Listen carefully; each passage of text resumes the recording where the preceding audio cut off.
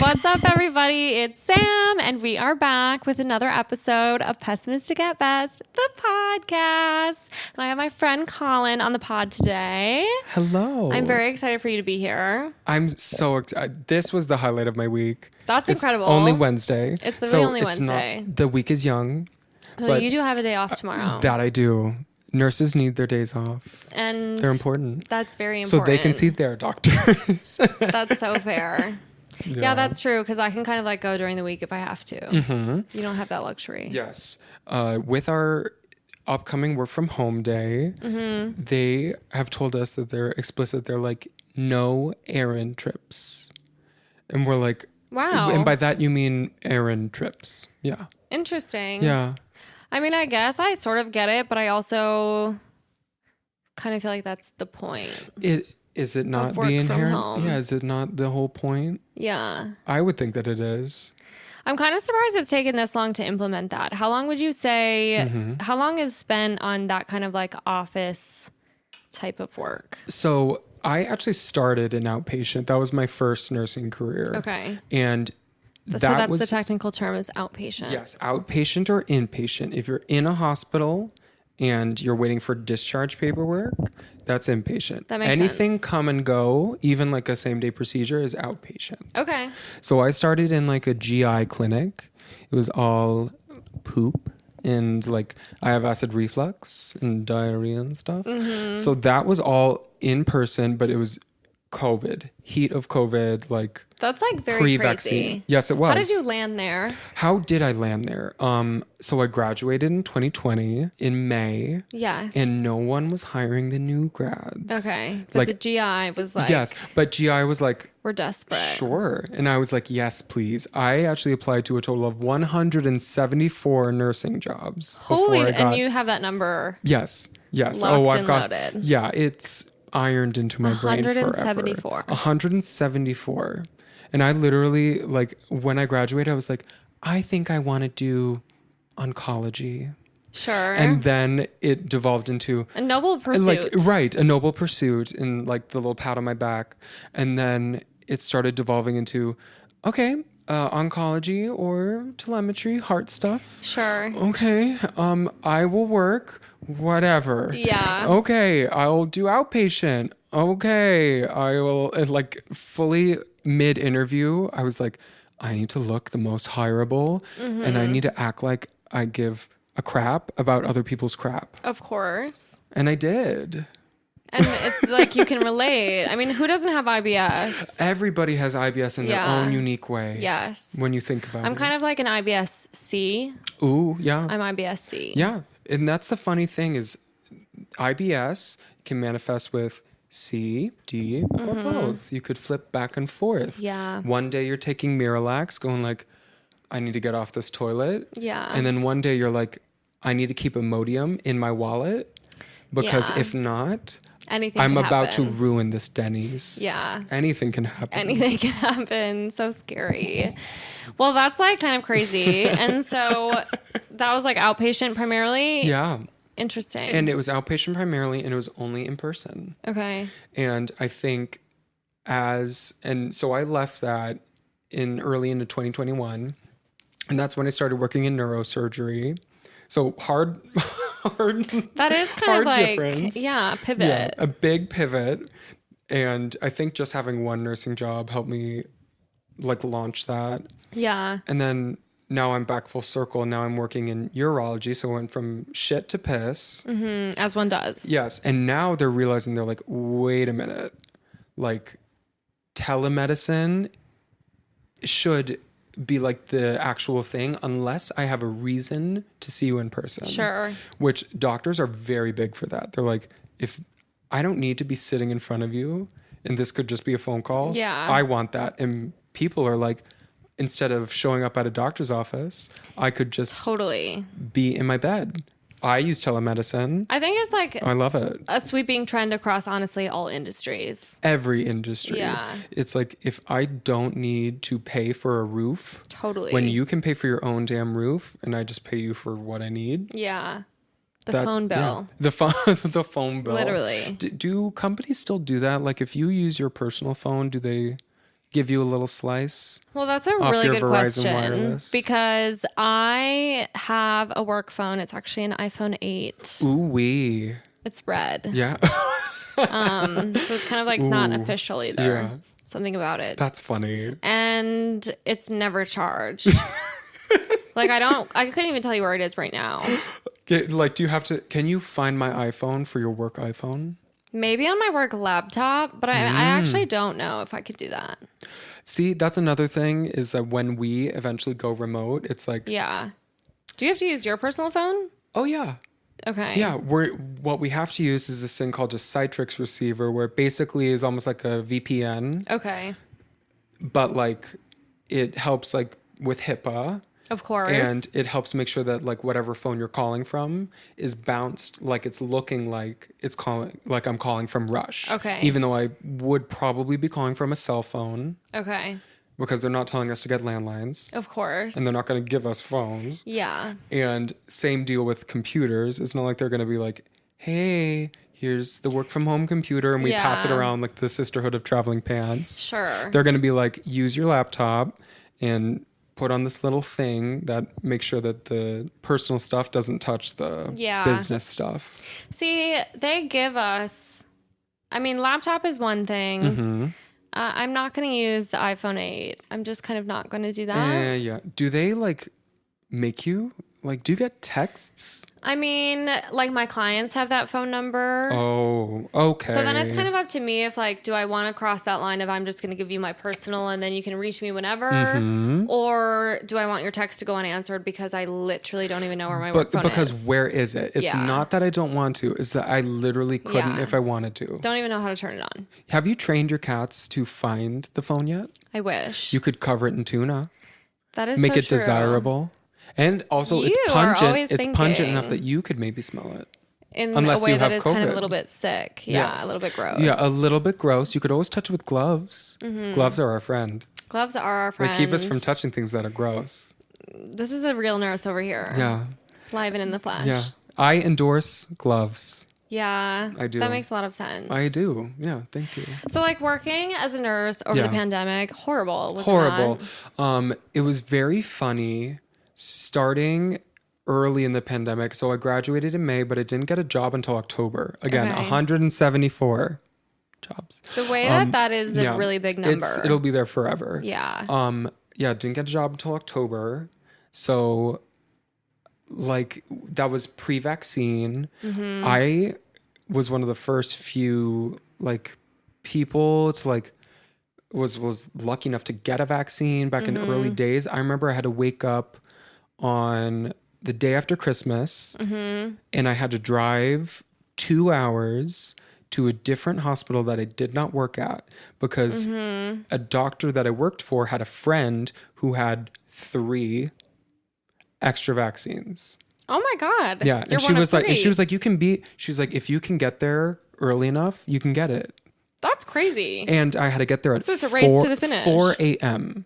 4 Holy a.m. the day shit. after Christmas. Oh my And God.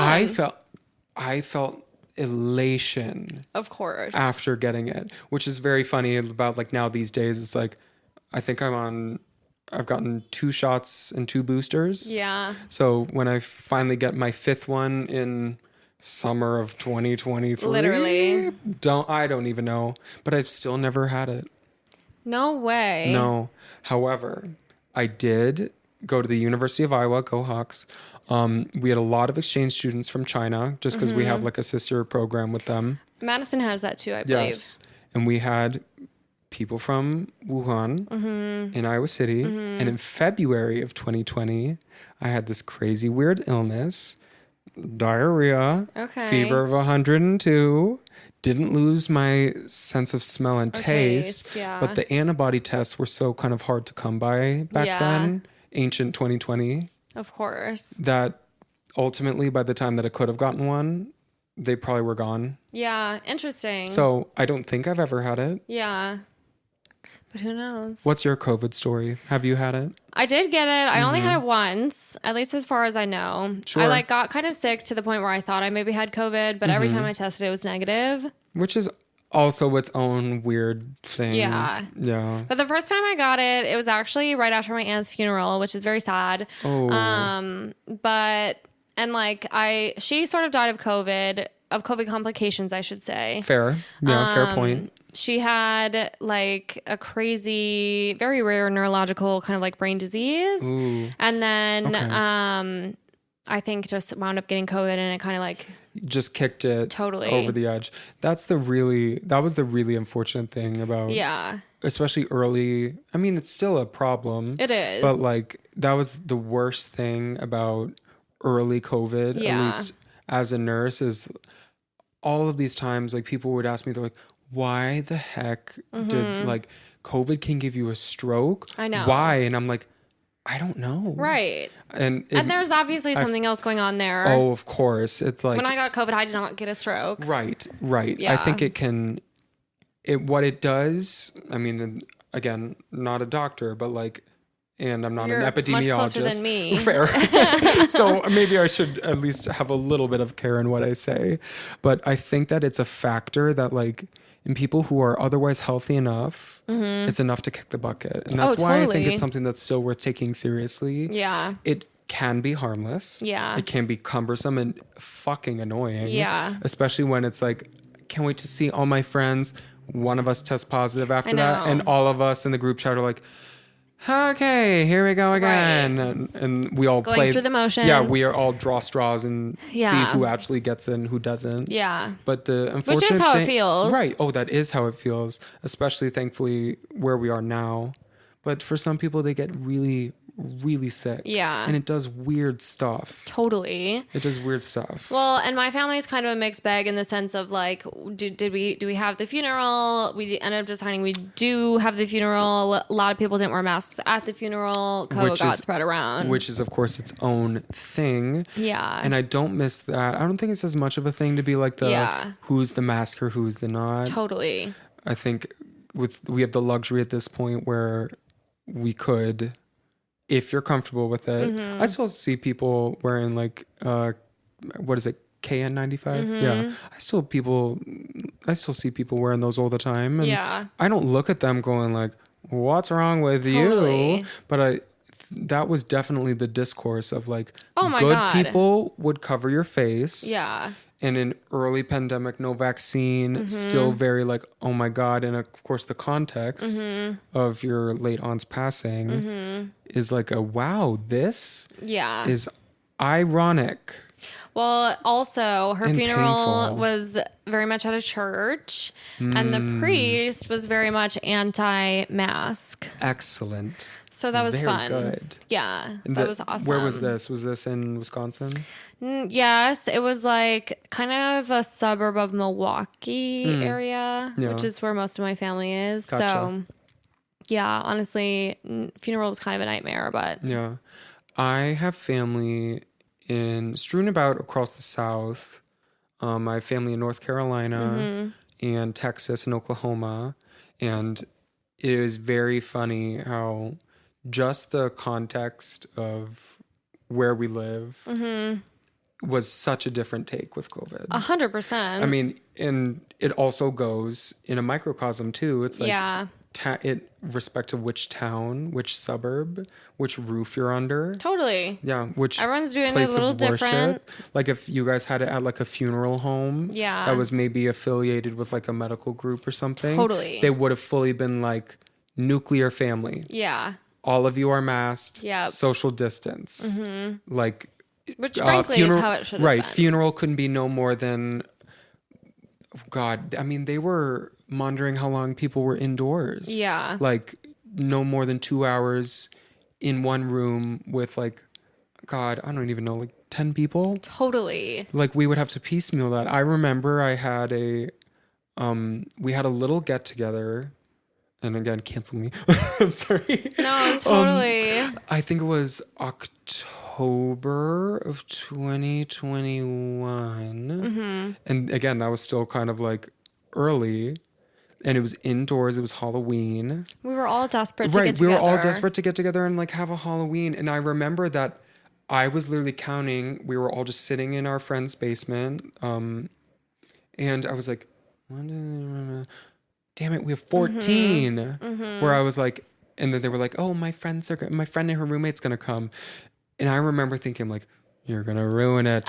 When now I'm like, and the people that were already there couldn't have already done it. Or just me and my boyfriend who didn't live in the same household. I think the thing about that's so funny is as soon as like anybody who takes a little control over the situation, in this case kind of like government plus CDC, comes out with the literal number 10 and you're like, okay, yeah, so 11, the 11th person is going to literally ruin this for everybody. You have COVID. The 11th, numbers 1 through 9, you don't have COVID. Right. Number 11 has COVID. 100%. There's no doubt about it. Yeah. And even if I wear a full N95 and hazmat suit, the 11th person ruined it. Totally. Right. What a time. Yeah. I don't miss it though. No, same. Yeah. I kind of have like not been really wearing a mask like at all. And I don't know if I probably like should be still sometimes. I think about it every time I take the L. Sure. I think what's a fair thing to consider is like what space you're entering and how many people have come and gone. Yeah. So the L, sure, definitely. And like if I'm sick, I'm going to wear it.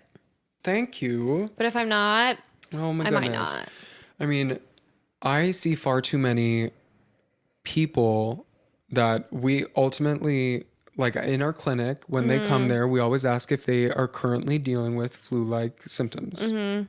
And was that something you did pre-COVID or just now? That's kind of like the standard. So in my experience, because again, I was only in like nursing school before then, I don't think so. Right. I don't think so. But post-COVID, it's like that's never going to go away.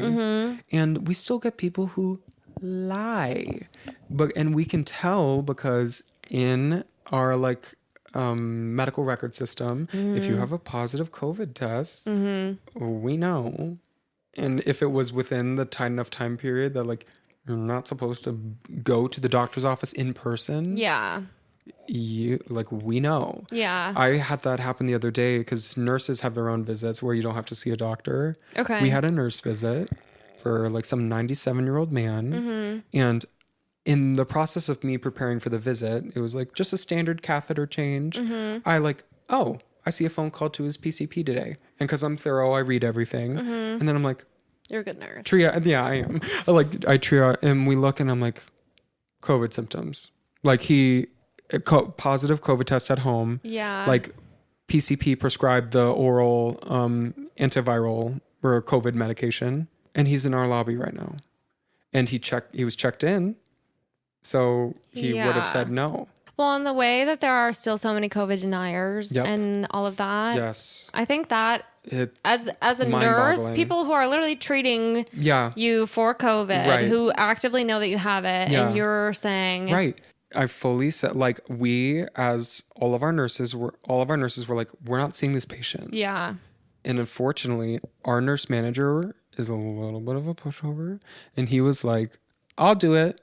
And we're kind of like, does putting our foot down not mean anything? Totally. Or like, does like asking our patients to be like, hey, don't come here if you're sick. Yeah.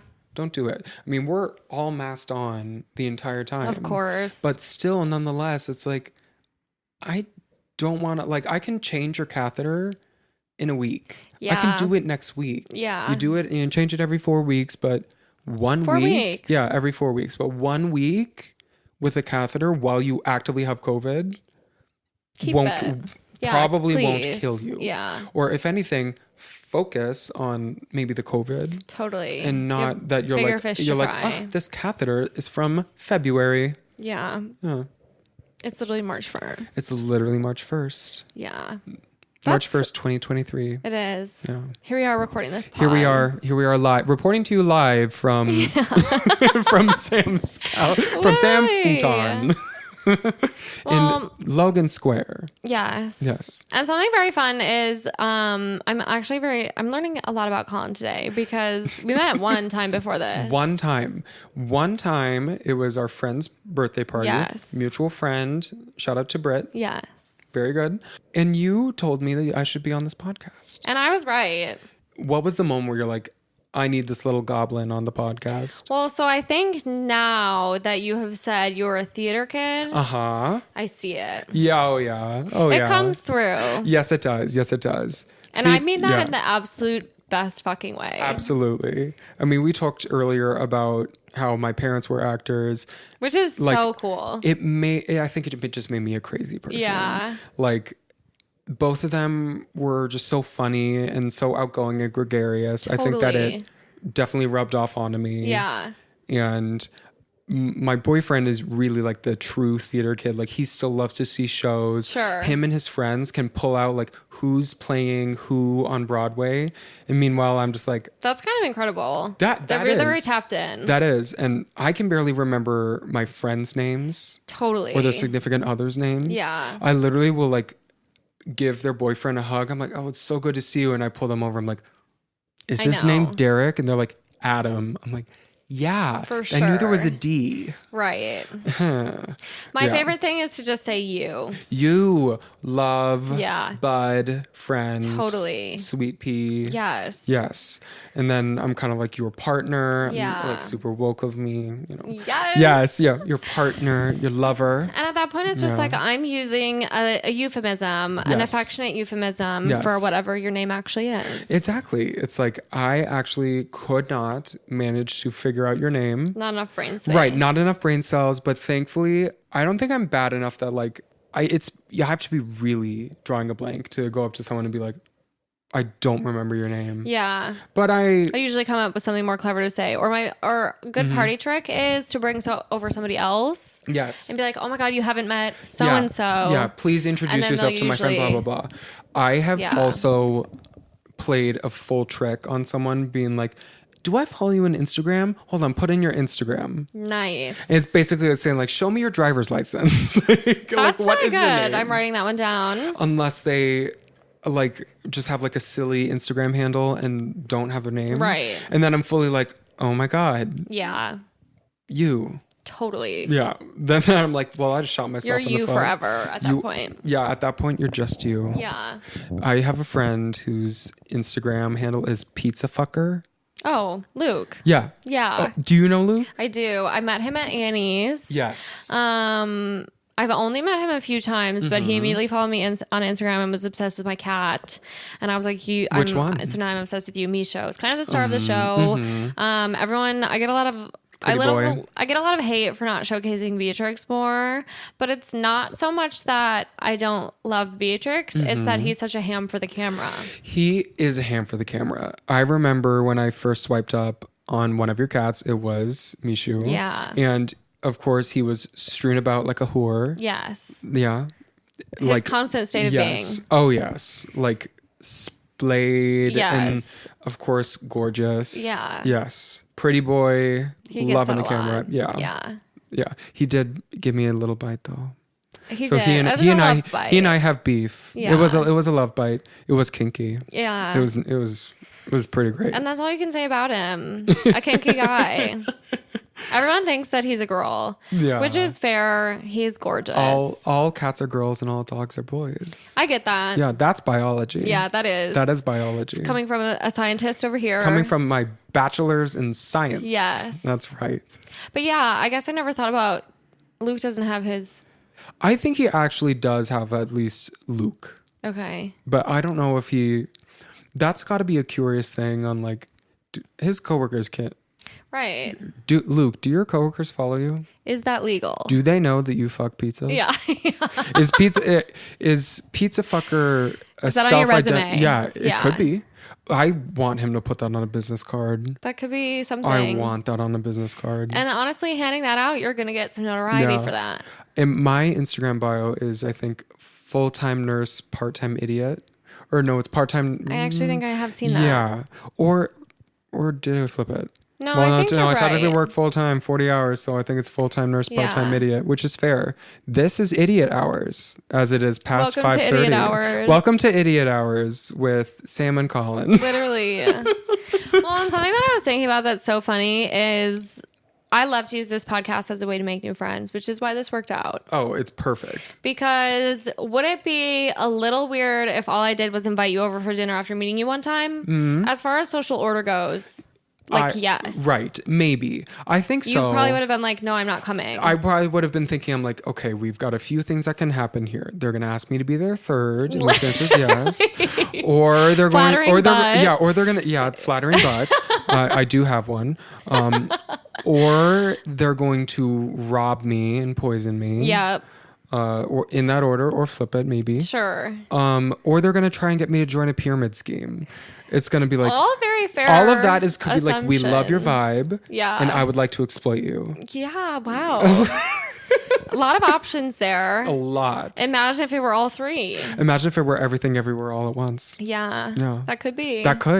It could be. But instead, we're recording this pod. Indeed. And I was like, that's kind of why I love my podcast, because I can invite a perfect stranger over to my house. Yes. Under the pretense of we're going to have microphones in our hands. Yes. And that's one of my favorite things about it is seeing just the little clips of people holding the microphone. I'm like, that's glamorous. It is. Thank you. It is glamorous. Meanwhile, I'm holding it like a dainty little lady with my like I'm going to do it pinky up. I'm loving the 3-finger. Yeah. There's something to that. It goes to show that like I have not held the microphone and I don't know how long. Okay, fair. As a theater kid, I feel like you'd be more comfortable with a mic than myself. See, like I did a lot of like choir. Okay. But ultimately, like I don't think I ever did. Like I did we was in a acapella group in high school. Okay, that's very cool. But I don't think I ever like held a microphone and was like, just a small town girl. Like, well, it's never too late. It's never too late. Yeah. I could always go back to high school. Yeah. I think that's like isn't that a pretense for a movie? Probably. And 17 again? Kind of. We're directing. If not, it's already copywritten. Yeah. You cannot take it. We're moving from acting to directing. Exactly. Podcast to acting to directing. Yeah, it's simple. Yeah, a good natural screenplay. progression. Really. Exactly, the natural progression of how art evolves. Absolutely. And eventually I will make an AI robot that will make a difference. Literally. Oh, goodness. So that's actually an interesting thing. Over the last week when we were in the DR with James's family, we were kind of talking about the role that like AR plays in medicine or could potentially play in medicine. Do you feel like that's being talked about? It's so at least with respect to like my role of medicine, I'm always kind of like, I'm not the last to hear, but I am kind of like the launch pad. So thankfully I work with a lot of doctors who are very savvy with like new and cutting edge stuff. Yeah. A few of our doctors work in clinical trials and are always kind of like expanding their horizons of what they incorporate in their care. Mm-hmm. But ultimately my role isn't until like the hard launch of like, we're doing this with the patient. And then I have to explain that to them. But AI, not yet. What was the role that like AI was playing with respect to like the conversation and like James's dad's care? A lot of it was even just in the sense that, so he's a breast cancer doctor. Mm-hmm. And a lot of it was just in the like, no, like a robot or a computer could never take the role of like an actual doctor, but there could be things in which maybe like an algorithm is what's reading somebody's chart and determining where there's like polyps or I don't know how that works. But I think it, now that I kind of like think about it a little more abstract, I could totally see, because right now that's someone's job. Yes. Is to like it detect like, those things. Yes, right now like a radiologist is reading like reading CT scans and MRIs and interpreting that type of stuff. What I think could totally be a good application is we're flipping back to poop stuff, colonoscopies. We love the poop friendly podcast. Yes. So there's this thing called a capsule endoscopy. Okay. Where it's this little tiny pill that is actually a camera that you swallow It No goes way. through your entire GI tract, and then you poop it out. Wow, that's very crazy. Which is crazy, do you but have to like keep an eye on it? In the sense of like, you do have to I'm wear checking this my... like you have to wear this fancy belt. Okay. Well, so the only way that it like actually picks up data is if you're still wearing the belt. So if you take off the belt, it's just going to be recording, and then You fucked it. Yeah, you fucked it up, and now you're just pooping out a pill. Sorry, but I could totally the idea see of a poop camera is crazy. But yeah, poop cam, right? Poop cam. You know what? New patent. Bidet. again, it's already patented. Here. Yeah, bidet with a camera on it. That actually makes a lot of sense to me. And then name it Super Soaker, but that might already be taken. Wait, oh my God, okay. That's evil. You have some names up here. I have a lot up here. Yeah. I don't know what's going on. That's kind of incredible. I know, it's funny. Well, that's crazy. But AI could screen, like the thing about those capsule endoscopies and any other kind of colonoscopy too, is someone's got to watch the video. But you could totally, probably, I don't know, make an AI that is used to saying, like to you pick just have up, to tell it what to look out for abnormal growth or something that looks like different from the norm. Now, granted, it may, because not all like colonoscopies are the cleanest. It may pick up like a piece of corn or something, but like naturally, there is still a role that AI could play in that. And like, that's kind of fascinating to me. Yeah, potentially. Yeah. I definitely see that, like, it could probably spare hours of sitting watching a video feed of someone's butt, inner caverns. That makes sense. And just watching it going like, okay, more colon. Popcorn and this is colon. Seed. Yeah. Popcorn seed, colon, more colon. Mm-hmm. That it could actually think, okay, I need to be looking for something red and weird. Yeah. Because at our old clinic, there was always someone that they would share the responsibility, but there would always be some doctor who has to sit in front of a laptop and just scroll through. Extremely unfun. Yeah, extremely unfun. Mundane, yes. Yeah. Surely. You'll like this story then. My dad got his first colonoscopy. I mean, now this was ages ago. Mm-hmm. My dad, I think, is 62, turning 63. Mm-hmm. And when he got his first colonoscopy, it was all green lights. Great. Excellent. So he hung a photo of his colon up on our refrigerator because he said, this is what you do when you get an anal exam. Kind of incredible. Wow. Yeah. Knowing your dad as well as you do. Yeah. Inside out. Truly. in the most literal sense. Oh man. Yeah. So kind of crazy. So at least with regards to colonoscopies, I mean, we've already talked about IBS-C and IBS-D, but the bowel prep is a doozy. Well, he was drinking all that horrible liquid. Yep. Which sounds horrible liquid, which will keep him on the toilet probably all night long. That sucks. Yep. Yeah. It sucks. Really it's purposely unfortunately, it is actually one of the biggest barriers for people getting colonoscopies is because that they don't want to poop their brains out the night before. And frankly, who does? No, I mean, maybe people that are very, very, very constipated. Yeah. I did have a patient.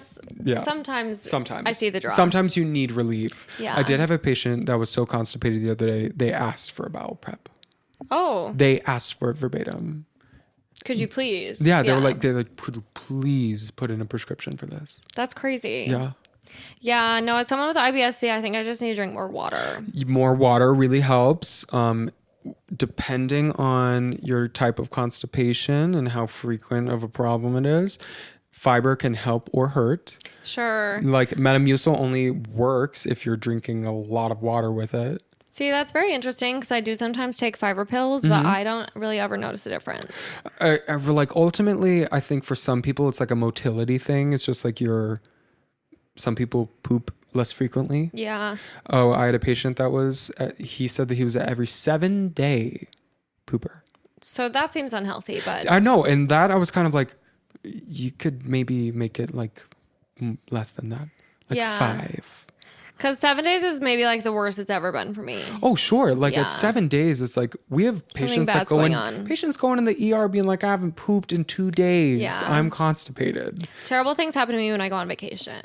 Ooh, okay. So, I mean, you just went on vacation. Is it like It was like several days into the trip. No. Yeah.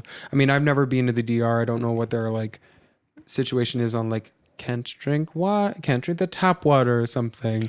I'm not an epidemiologist. We drink out of we get the big, they have essentially a water cooler. Yeah. So big old water cooler. We're doing the water cooler thing. I think for me, it's also on that trip, I definitely don't ever drink enough water. I'm out in the sun. Oh, change in diet. Yeah. Change of diet. You're out in the sun. You're constantly dehydrating yourself. Yeah. Soaking up all the vitamin D that you clearly can't get here in Chicago 100%. until May 15th. Yeah. Yeah. In the meantime, I can imagine like working from home, you see the sun come out, you're like slamming the door, like running outside. Literally. Just like, please. Yeah, please. I started scheduling daily walks, which has been very helpful good. because it's so easy working from home to actually not go outside. Yeah, I could totally see that. Which, like, sometimes I'm like, whoa, I need to go touch grass. Like, need to touch grass. What do you like about your walks, and what do you do during them? Good question. Sometimes James comes. So if we do them together, one thing that's obviously nice about them is like it's some social interaction in my day. Sure. With a real person versus Zoom. True. Which is nice. Yeah. And he and I we work essentially in a room over. True. And if that. Right. Because there's technically no door from what I can see. There actually is. Oh, is there? It's a pocket door. That's so. Oh, I like that. Yeah. I love your apartment. Thank you. Yeah. And this was not like a real wall before. This was all living room. And then our landlords had an infant, and I think they wanted to give the infant a room. Oh, that's smart. Yeah. Yeah, that makes sense. Give it some space. Oh, and that's challenge. Oh, that sucks. And then probably the infant's getting bigger, and then they're like, okay, can't have like a toddler in here. Yeah. Yeah.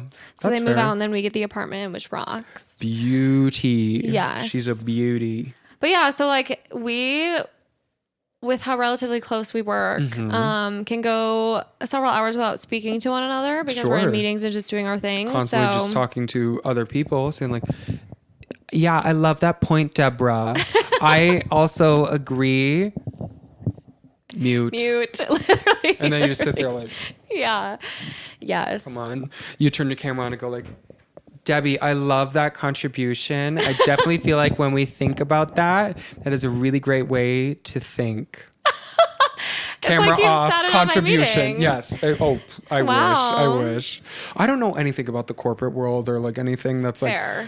I literally only know medicine. Like. I mean, medicine of all the useful things to know, I think maybe that's kind of like top. Yeah, maybe. I know how to like post a reel on Instagram. Hey, I mean, I give credit to the people that like know how to do that, know how to make something of it. Sure. I would be terrible.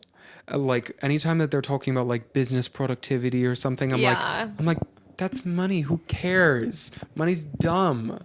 Money is very dumb. Money's dumb, and I don't care. And they would be like, oh, especially I couldn't work in sales. Yeah. They would be like, you're not working hard enough to sell this. I'm like, because no one wants to buy it, and I think it's stupid. So I'm in the exact same boat. For me, it's one of those things where like what I do is partially sales because I have clients, so I'm always trying to sell them on something. Fair. You always have to at least keep them. Yeah. Yeah. But like, I think the interesting piece of it is like, I'm just giving my best recommendation. They can take it or leave it. Yeah. It Which helps is when you know the different product. than just like selling something that I maybe don't believe in. Yeah. Which I've also kind of done that before. Yeah. Sometimes you do probably need to do that. Or sometimes sometimes I have to take care of patients that I think are assholes. Of course. And I'm like, I can't believe I have to work for you. But you have cancer and I need to help coordinate I'm going to do my fucking best. Right. And your bitch wife, is going to talk to me crazy on my chart, being like, are you kidding me that Billy has to go get his blood drawn? I'm like, yes, please. Yeah.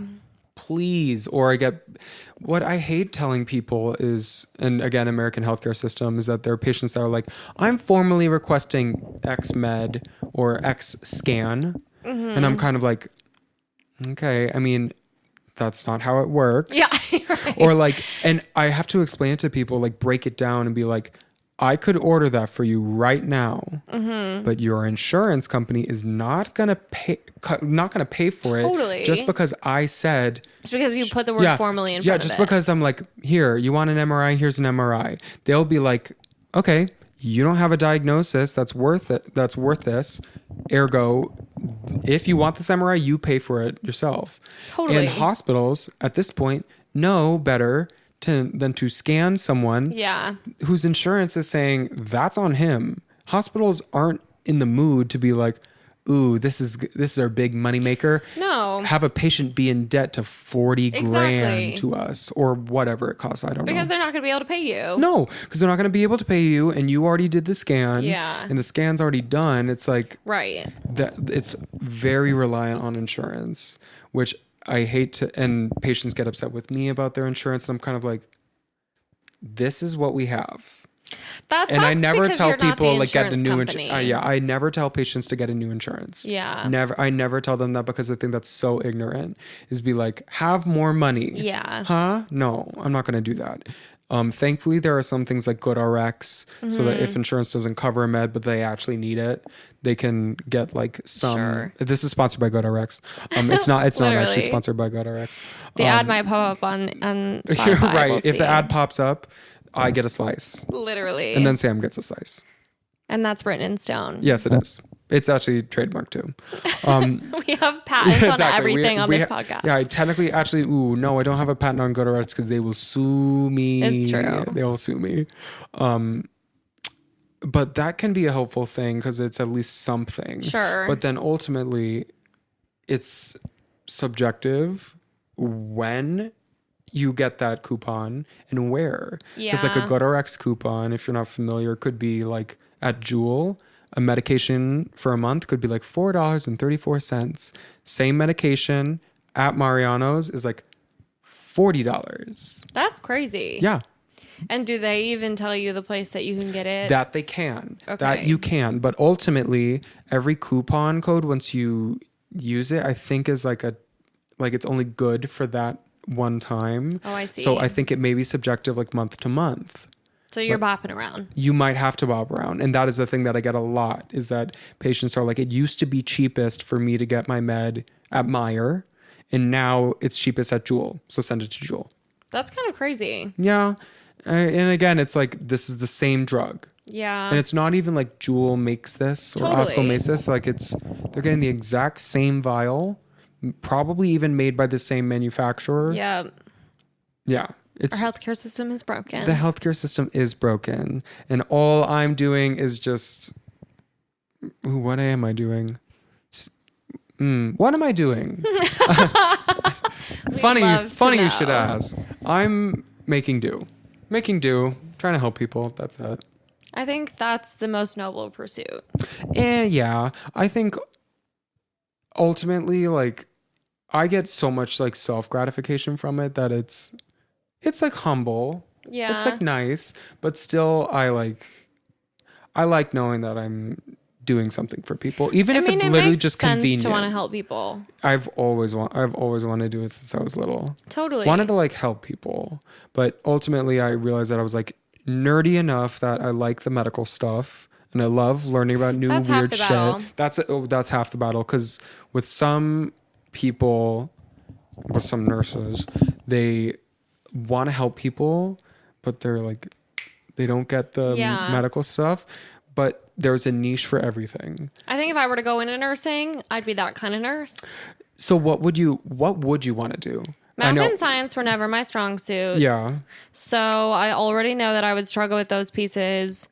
There's a decent amount there's some math, mainly with meds. Yeah. Some type of medication stuff. I think something that's very scary is the idea that you could kill somebody. Oh, yes. Pretty kind of like a little bit terrifying. I have never killed somebody, but when I worked in the ICU, we definitely had I had a lot of shifts where there were people that were very close to death's door, and they were what we call a full code. So that's like, you got to do everything to save this person, or at least try. Yeah. Whether it was... Pressure's on. Yeah, the pressure's on.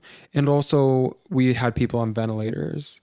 So we used a lot of a medication called fentanyl, which is very big in the media as this like scary, crazy ultimate street death drug. Ultimate death. Like if I were to touch this glass, I would immediately evaporate or Literally. something.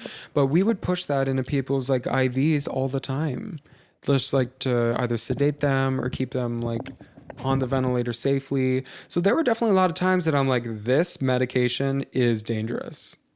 It is very dangerous. And you had to be very mindful of it. And you just have to be so exact. Yes. How you push it, how fast you push it, and also what you're using it for. Like if I've got someone that's like trying to pull their breathing tube out, I can't just go like, let me waddle over to the medication distributor machine and casually get it out. I'm like calling someone saying like, I need this right now, as I'm like holding their arm down. It was very busy. It was very fulfilling. I'm so glad that I did it for as long as I did. Yeah. But it wasn't good for me long term. Well, and I feel like that's what I hear the most is just like the mental toll. Burnout. Yeah. Burnout. Burn, Kind of baby, crazy. burn. Yeah. I also think the fact that you do 12s Ooh. is kind of like nuts. Big factor in it. I was doing 12-hour nights, 7 Yeah. p.m. to 7 a.m. or longer. I would do 7 p.m. to like 11 a.m. Like I would don't really do get 18s. how that mixes with being exact, being on point, making sure that you're keeping people alive when you're like dead asleep almost, kind of. To give some credit to the doctors too, a lot of them would do 24-hour shifts. Which it makes a lot of sense for continuity, but ultimately night shift gets the shit end of the stick. They just want to go to bed, and there were times that I'm like, I need you. Yeah. Yeah. The continuity of it all does make sense because like then you don't have to go through explaining someone's diagnosis or all these things to somebody brand new. Yes. And it probably helps the patient just feel like they're in the same hands. Yes. Yeah. Having a baton pass, we used to always say in the ICU, like, are you back tomorrow? Yeah. Or are you back tonight? To be like, hey, at the end of my shift, all I need to do is just say, here's what happened today. Yeah. You already know everything about them, and the patient already knows you. There's no introduction. Trust is It's there. literally just what has changed since I saw you last. Yeah. Which was nice. And it was nice when you can have a little synchronous shift with someone. You're like, oh my God, we're going to have these same people all 3 days. Yeah. And that was something I really liked about it. Yeah.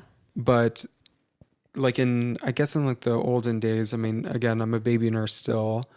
It was much more common to do 3 shifts. Sure. Like an AM, which was like 7 to 3, a PM, which is 3 to 11, and then a night, which is 11 to 7. Okay. But ultimately, just implementing just 2 nurses instead of 3 led to much less game of telephone, where you miss a detail that could be incidental or very relevant.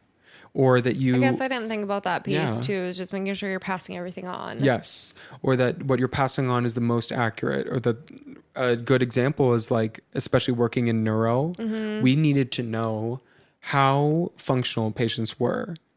Or, he was a little sleepy today.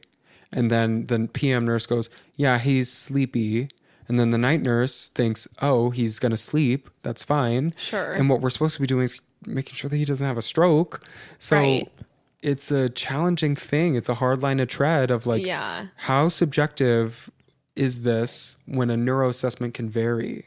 I mean, it's a game of telephone at that point. It's a game of telephone, and ultimately it's a game of judgment too. Yeah. Because we would say like, we know that he's been somnolent, or we know that he's been confused, but you're weird. Yeah. Like you're really confused. Or I'm like, they said, like when she said, he can get sleepy or he can doze off. Yeah. I'm like, I am actually making the judgment call. I know it's 3 a.m. and I know that you doze off, but you can't stay awake for me. And now we're about to scan your brain. Mm-hmm. Anyway, I clearly can talk about, I can't talk about medicine for so long. It's fascinating to me. Yeah. I actually had something that I did want to ask you about. Yeah. I'm sorry. Please. Because we shared this in common is we both cut our own hair. It's true. We You cut do. your own hair. I cut my Did own I hair. learn that about you? I think we did. I think Okay, we we talked chatted about about that. Yeah, I know that. So we cut our own hair. We save money doing it. We do. What else do you feel like you get from cutting your own hair? So actually the reason that I think I'm even ballsy enough to cut my own hair is in Madison I had the same hairstylist since I was probably in like 7th grade. Her name is Megan. She's incredible. Love her so much. Miss her a lot. Oh. She was just like a ball of energy. I'm very much one of those people. Megan is really good at what she does, but I care more about having fun with the person. Sure. During the hang. Yeah. Than I do about the results. Yeah. Have a rapport with them. Like if you just sit there in silence as someone cuts your hair, even if it's the best haircut that you've gotten in God knows how long, you're like, well, that was awful. And some people want the silence. Yes. Not me, Right. which I'm sure makes sense. You want to at least have good banter. Mm-hmm.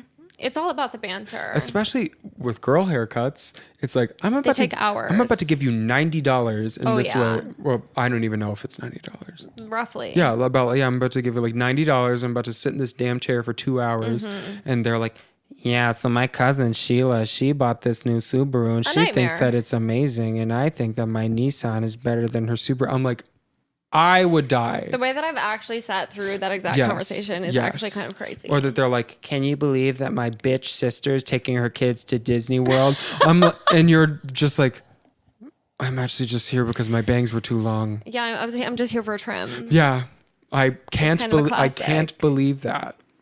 Yeah, some people just need someone to talk to. Well, and Megan was amazing. Mm-hmm. She like kind of instilled my love for getting my hair done. Right. And so I went a lot. And because I trusted her with my life and she was just down to do whatever, and I was just there for the appointment more than anything else, she could do whatever she wanted. Like I let her essentially take charge on a lot of my different hairstyles I've had over the years. Love it. You have had a decent, and I have, and literally, again, I've met you once before this. Totally. But at least based off social media, because you and James just had an anniversary. 10 years. 10 years. Kind of makes me want to throw up. I did, from some of those pictures, I was like, damn. Like, long hair Sam, blonde? Blonde. I've had almost every color under the sun. I love that. Yeah. I love that. And this is actually probably as close to my natural as I've been in years because I haven't colored my hair now since I moved here either. Ooh, so how many months now? 6? 6. And so always loved getting my hair done. I would also say for me, which is different from a lot of people, but especially a lot of women who feel just like really attached to their hair. I know a lot of people who getting their hair cut or colored is like scary. Yes. More than anything. Or like it's, I know that you like have like a personal attachment to a hairstylist, but some people it's like, I only trust one person. Would never see anyone else. Yeah, I will never see anybody else. If my hairstylist goes out of town, I need to know when she's going out of town so I can get my hair done. Totally. Yeah. Well, and for someone who was down to mix it up, I still kind of felt that way because the times that I had gone other people, I hated it. That'll do it. And then my career track has actually taken me primarily, like I'm a marketer, but a lot of my marketing has now been in the salon professional industry. Yeah, this little piggy went to market. Truly. It surely did. With a really good hairstyle. Right. With a really cool, yeah, you gotta look cool, girl.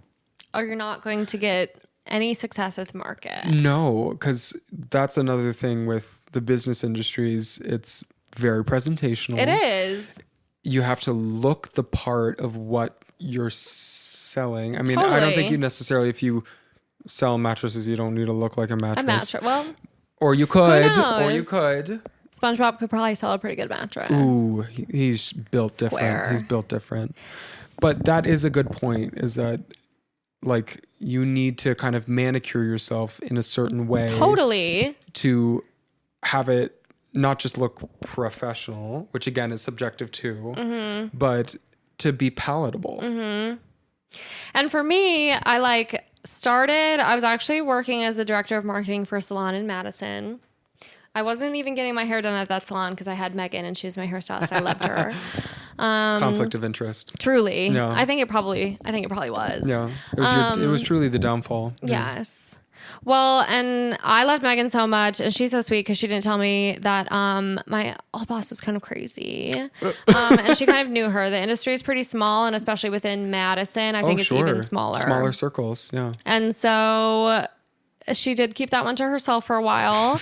And then I kind of figured it out, had been expressing my thoughts and feelings during my hair appointment. And she was like, okay, finally you realized. And she was like, yes, like I'm familiar with her practice. She's nuts. So glad that you're like not getting your hair done there. All these things. I mean, the whole thing was so crazy.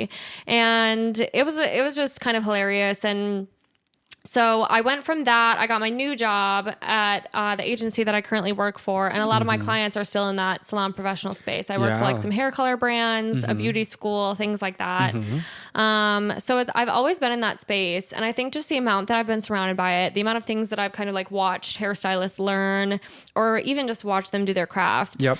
I got a boost of confidence in that I could do that myself.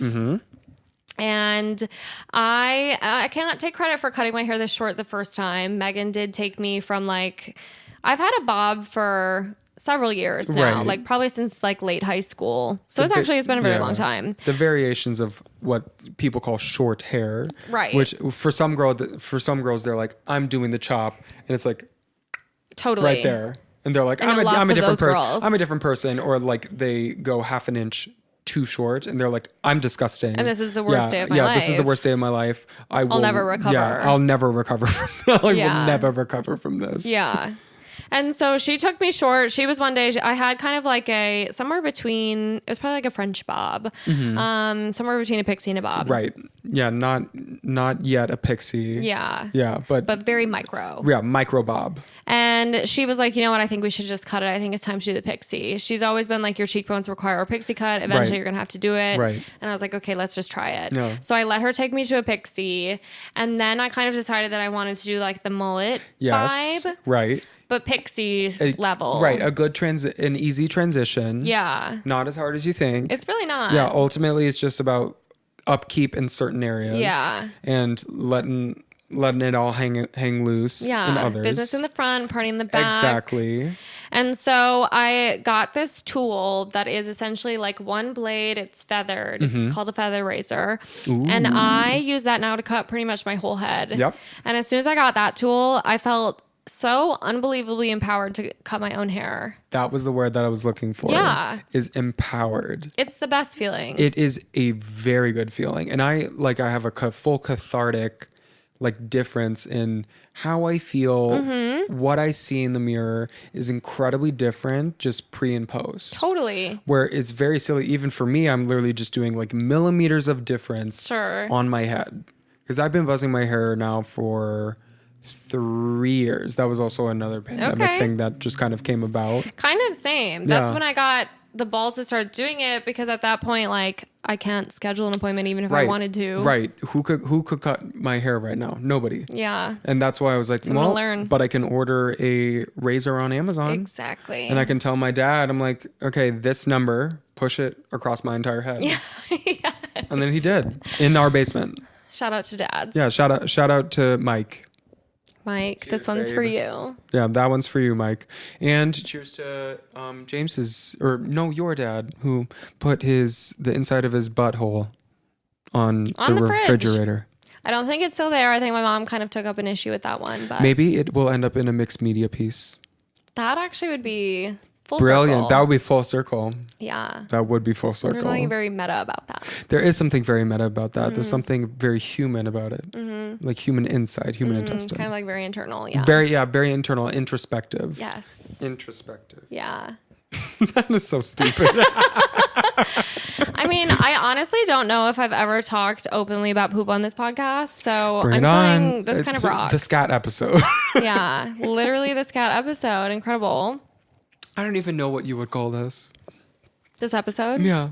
Oh, I'll come up with something. So is it something that, I mean, how many episodes are you on now? 80. I think this will be 83? I think this will be 86. 86. So I can imagine you've been through, quite a few amount of titles. Are there some that you're like, that's the title? Yes. Yeah. That's funny. Sometimes there's like a very good callback in the episode where I'm like 100% I'm using that. Yeah. And that doesn't happen every time. Oh, yeah. And I can't imagine that it's always something you're like, okay, I just said that at 1 hour and 4 minutes in. Exactly. That is it. Yeah. Right. Sometimes you kind of, after editing it, you're like, what the fuck was that? The way that I literally have to ask James, because James edits it. Yeah, fair. So he has to unfortunately listen to every conversation that I've ever had. And he goes through and meticulously, the reason my podcast honestly sounds so good is all him. I can't take any credit because I blab and blab. He cuts out all my my pauses, whatever. Ooh, he cuts out the ums. He cuts out ums. Damn. The timing then becomes so crisp. The cadence, yes. He's gotten very used to like nailing the comedic timing as well. Ooh, kudos. Yeah. So I mean, I have. Both of you are very funny, so I think that it suits each other very well. It suits each other very well. There's no higher praise. Yeah. Every time someone tells me that, I write it down.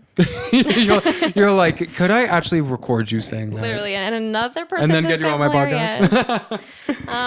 But no, he's just like, he's very meticulous about it. Yeah. And I obviously have not heard my episode before I am like trying to come up with my show notes, my title, whatever. Sure. So I literally have to ask him like, hey, what the fuck did we talk about? Yeah. And especially when you black out, you're like, what did we just do? And it's become more that because I used to prep these more. When I first started this podcast, I was like, 1, didn't know what I was doing. 2, way more nervous. Sure. I wouldn't have not invited a stranger over to my house. And I'm all the better for it. But now I can just kind of like wing it. Yeah. Which is awesome. But then I have to kind of be like scratching the head. What the fuck have I said in the last hour? Right. Fair. I would be a big, like if I ever were to have a podcast, it would always end up being something nursing. I mean, that makes sense. Which makes sense. It's clearly a passion topic for you, and I think that's very cool because I will say I do know some nurses who maybe don't feel the same. No. There are some people that I can tell nursing is like a 9 to 5. Yeah. It's like it just pays the bills, and there's nothing wrong with that. There's nothing wrong with that. It doesn't mean that you're like a shit nurse because nursing isn't everything that you eat, breathe, and shit. Again, poop. Poop friendly pod. Poop on the pod. But I still think that and that's a fair thing. Someone asked me the other day, they were like, what do you like to do? Which, again, of course, I managed to make a question about nursing. Totally. But like, well, we're all so defined by our careers that at a certain point, that's the first thing that comes to mind. Right. But if you actually do like it, what do you do? That's awesome. Like, what do you? Because that's the biggest question is like, oh, you're dating this new guy. Well, what does he do? Yeah. Oh, you're meeting a new friend. Like, so what do you do? Yeah. Where again, welcome to capitalism, but. I think that's a fair. I wish I remembered who asked me that, but like, that is a fair question. It's like, what do you like to do? No, I think I'm gonna start using that. Yeah, it's a hobby question, or for some people, they're like, I'm a writer. Yeah, I like work in writing like screenplays and that type of stuff, and then they can talk about work. Or for some people, they're like I work in retail, and retail makes sure that I have. Electricity and water. Totally. And my passion project Roof over the head. is, my music or my art. Like, and that's fine. There's nothing wrong with that. No. And I don't feel like it's an appropriate thing to kind of be like judgmental of like what people do for work. Totally. Or like how honorable it is. Yeah. Because some people do some bland jobs for sure, and that doesn't necessarily mean that they're bland people. Oftentimes those people have like a more rich side hustle, right, social life, whatever it is. What do they invest into? Yeah, like, and that's subjective, like person to person. Yeah. And it unfortunately depends on what you do for work, like how much time you have. Totally. It's tough. And how much you care about your job, because if you do care about it, which is awesome for a lot of people. Totally. But then it does consume more of you. Right. Like even for me, I'm thinking about my job constantly versus the people who do have kind of that luxury of just being like, okay, clocking out. Right.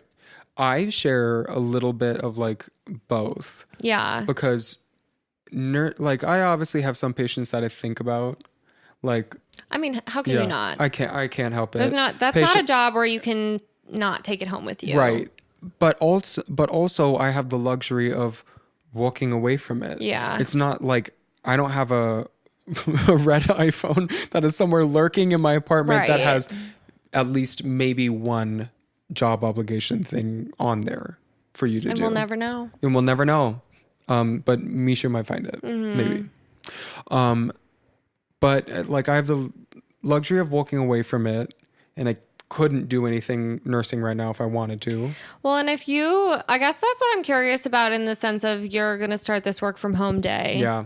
Because will that change? Can a client, God, I keep doing that. Can a patient reach you on your personal device after hours? No, that's a cool thing about like the little software that they use to like bounce it is patients, like if they try and call me back, it goes to an access center. Oh, that's even really if we nice. just talked, which can be inconvenient, but it protects your peace. right. It protects my peace, but I think that I will probably, and knowing me, like when I get to work on days that I get to work early or like 6:30 or something, I do open Epic and I start. Of course. I start like at least seeing the MyChart messages because Yeah. MyChart doesn't turn off. It's every hour of every day. And yes, we can see when you send it 2:44 a.m. But the phone lines are only like normal business hours. Okay. Because there's got to be someone to actually like dictate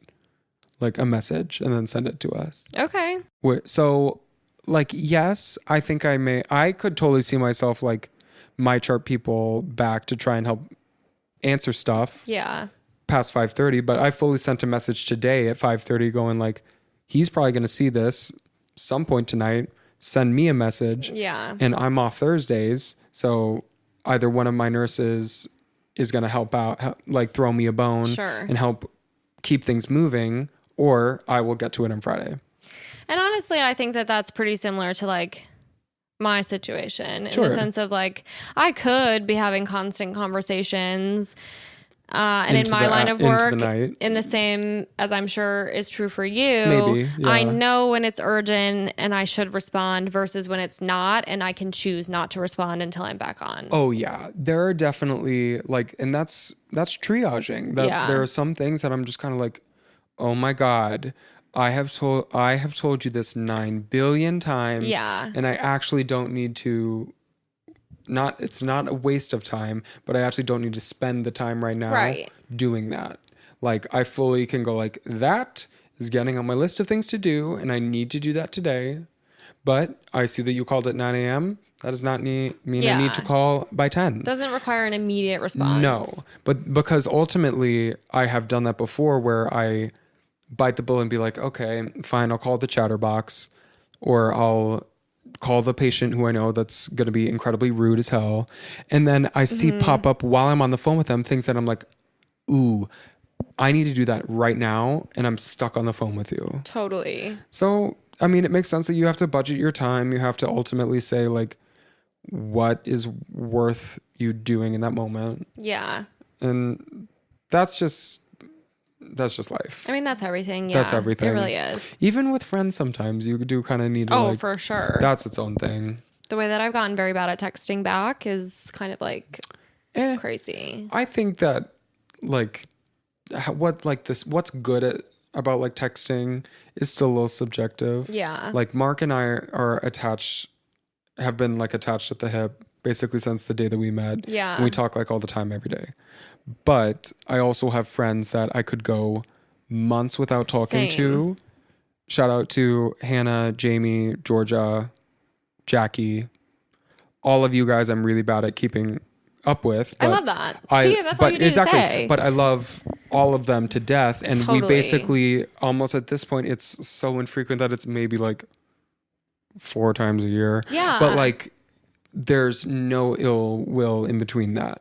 Those are the best kind of friendships. Yeah, or that there are sometimes that I text people and I'm fully like, they're a bad texter, or I'm like, it's gonna rot in their phone, but eventually they're gonna get back to me. Yeah, and it'll be funny, even if it is. And you just several weeks, you months, need to just whatever. kind of frame your expectations around that. I don't think it's appropriate to kind of expect that like I don't either. Like any email, text, or whatever that I send to someone else, needs to be received with the same amount of gusto. Totally. Like if you're in a bad place, that's its own thing. So articulate that. Well, and at the end of the day, that is a one-way form of communication. Yes. That person doesn't owe me a response, period. No. And if I get one, awesome. Exactly. And you get it when you get it. Yeah. That's part of the deal. See, we can have a text conversation. It'll probably last like a year. Exactly. And that's what I like about it is it's basically the same speed as writing a handwritten note. Straight up.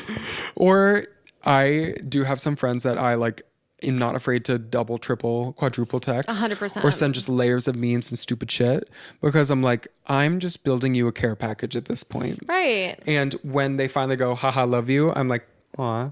And if that you was all I consume it needed. all at once, awesome. Yes. That's totally fine. Yes.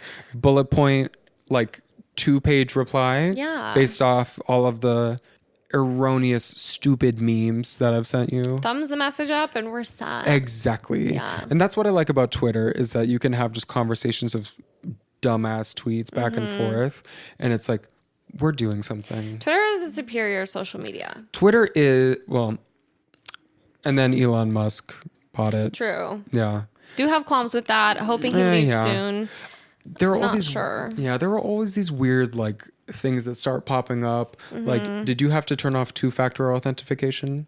So I saw Or are you that. blue? No, I'm not blue. Neither am I. I thought it was only blue people who did, or you have to become blue in order to have 2-factor now. I think. I can't remember which way it I goes. think it's you have to have Twitter Blue in order to have 2-factor. In order to be secure. Yes. And someone told me that they were like, and they're gonna log you out of your account if you don't disable it. And of course, because I have an unhealthy obsession with Twitter, I immediately went and disabled 2-factor. It's not worth the risk. No, because it's my source of memes and porn. What am I gonna do? What am I gonna do? Read a book? No, that's very scary. I'm actually Apocalyptic, really. I used to love books. I'm really bad at following up with them. So I recently got back into reading. Ooh, what? Like Reading literally what? just this year. I have had the last several years, I made one of my New Year's resolutions, or I should say like intentions, to read a fucking book or two. And I have absolutely not been following up on that. So this year I was like, okay, I have some time on my hands. We actually started like a COVID book club with James's family. Smart. Yeah. Which we are only on the third person's book. And I think we've been doing it for 3 years. So we're about one book a year. Not bad. Fine. That's fine. We were actually supposed to have our most recent book club meeting on this trip, and James hadn't read the book, so I'll have to step up to the plate. Do better, James. Literally. And everyone's saying that. And everybody's saying that. I have a t-shirt that says that. So We literally made it into merch. yeah, we made it into merch. You can find it at pessimisticatbest.com. Hey. We'll sell it. Do you have a blog spot? So I used to. Way back when? I did. Yeah. Yeah. Kind of. I if I had to dig it up now, I probably could. I can't remember for the life of me what I call my blog. I thought I was really onto something, but I wasn't. Did you have a Tumblr? I was not a Tumblr girl. Really? Blogspot? Yeah. No Tumblr? Kind of skipped over the Tumblr. I had a MySpace though. Oh, okay. I It was had going more mainstream. I had an American Horror Story Tumblr. No way. Yes, I did. That's actually incredible. Yeah. Back when American Horror Story was like from season 1 to was Coven 3?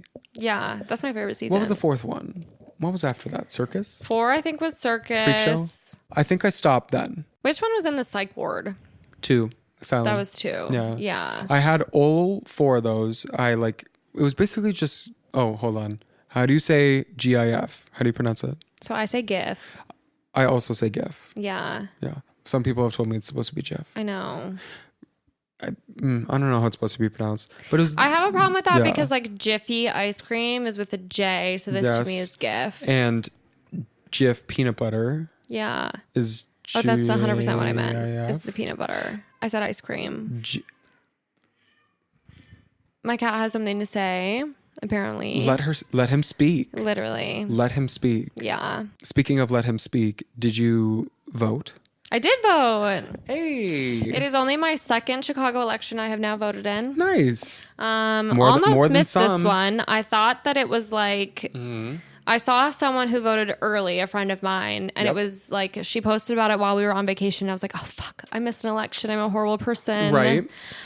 Civic duty failed. But we got back and I realized that she was just an early voter, ahead of the curve. Yes. And we were able to still go to the polls, which was great. I conveniently have a boyfriend who works in poli-sci. Okay. So Always good to always have one of reminds me, those. he's like, today is the day that you should vote.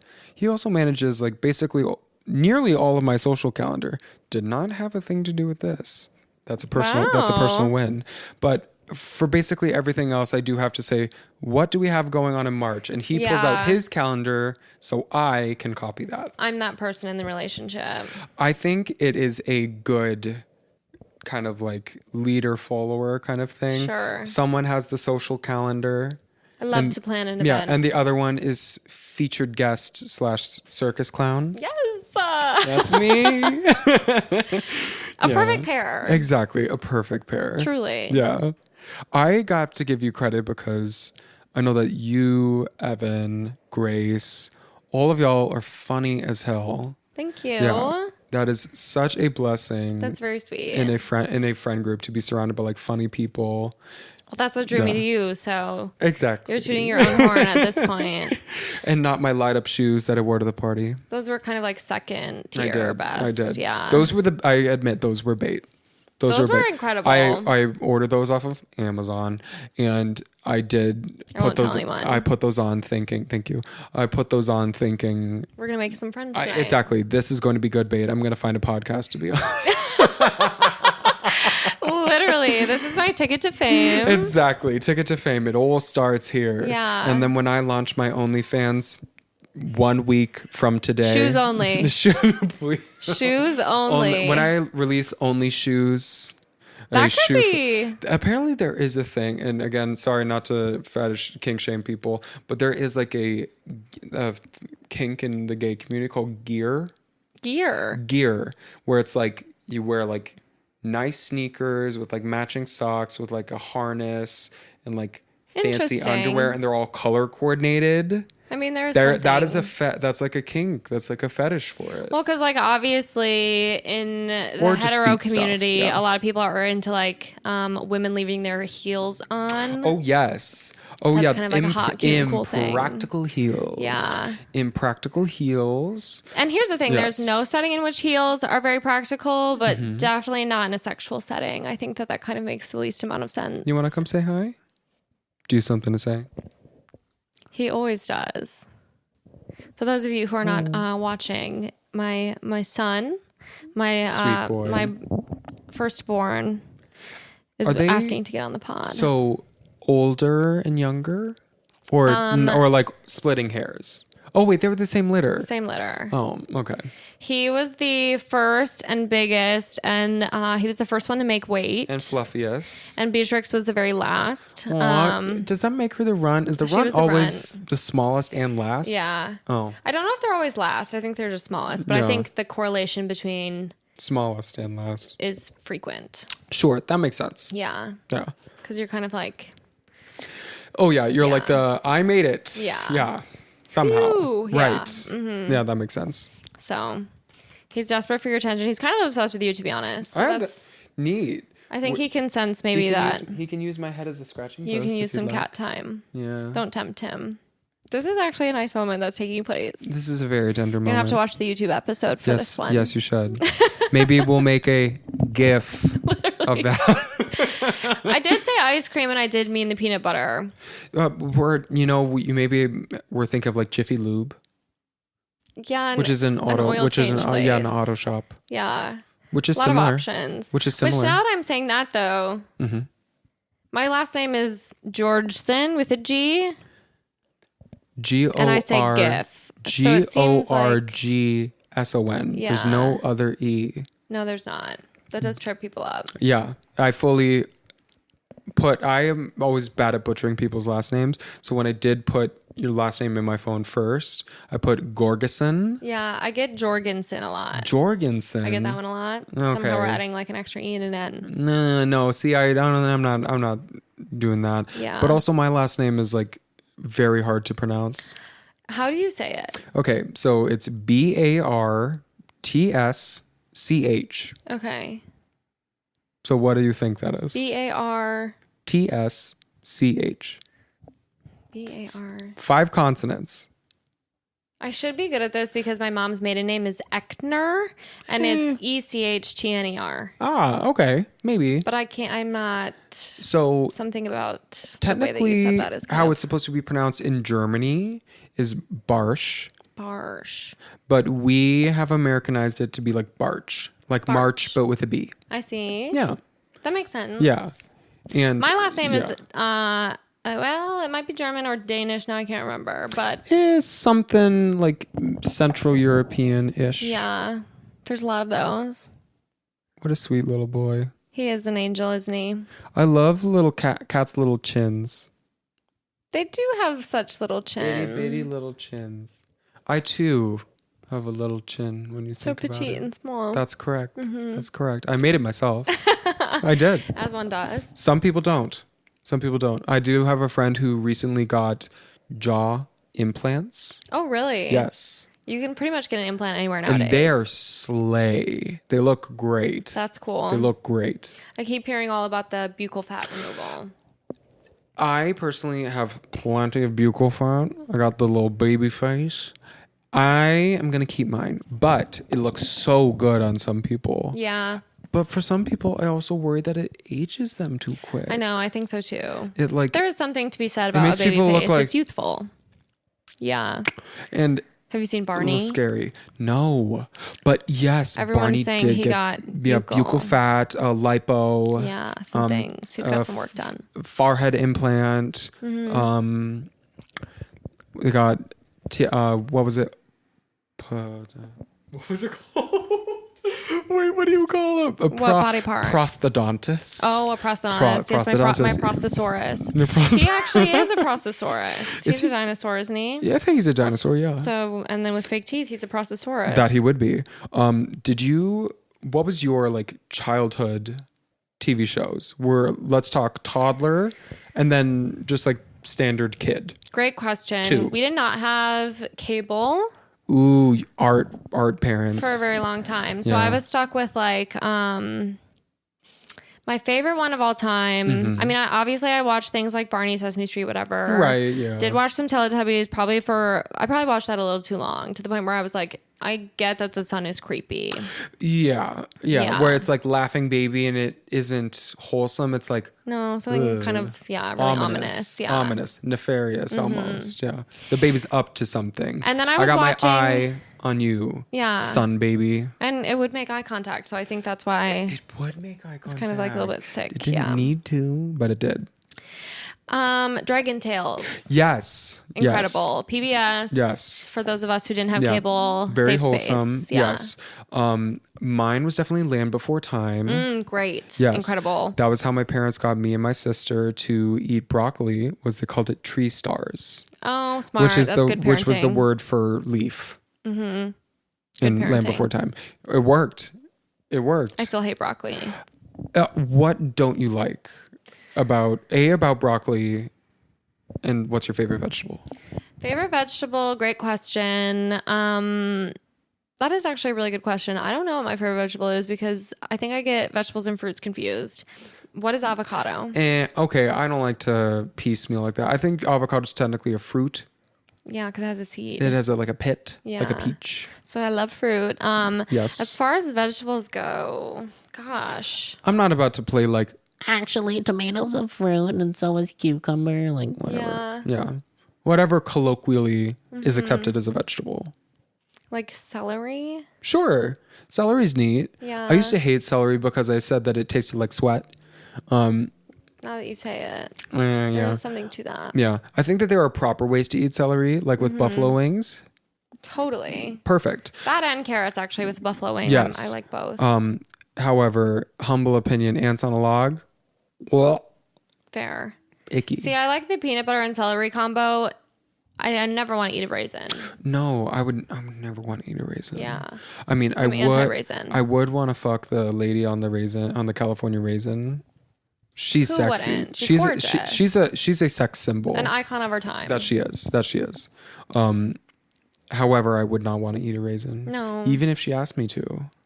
Even if she said, Hey, big boy. and I went, hello, California raisin lady. Yeah. She'd be like, Want to have some raisins? and I would say, no, I'm so really sorry. don't. I'm so sorry.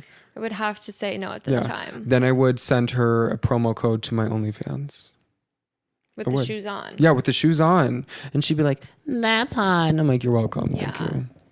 Could be a sponsorship opportunity. Could be a great sponsor. It could be a great like tandem thing. Yeah. Like we could coordinate ads together. Absolutely. I could fill my shoes with raisins. There is something kinky about that. There is something kinky for that. And somewhere on the internet, There's a community. there's a community for Loves it. raisin-filled shoes. You know what? We should probably try and find that on Twitter. Patent it. Or Reddit. Do you like Reddit? So I've never been a Reddit girly. Really? I can't say that I have. Reddit is neat because it's like it's slower It feels than like Twitter. an abyss to me. It is. I've heard that the way the internet works is Yes. things happen on Reddit, then they move to Twitter. Twitter's still decently early in the rest of the social media world. Yes. And then it moves to devolves like from there. TikTok, Instagram, Facebook, Yes. whatever. I think that is the proper channel. I think you Yeah. nailed it right there.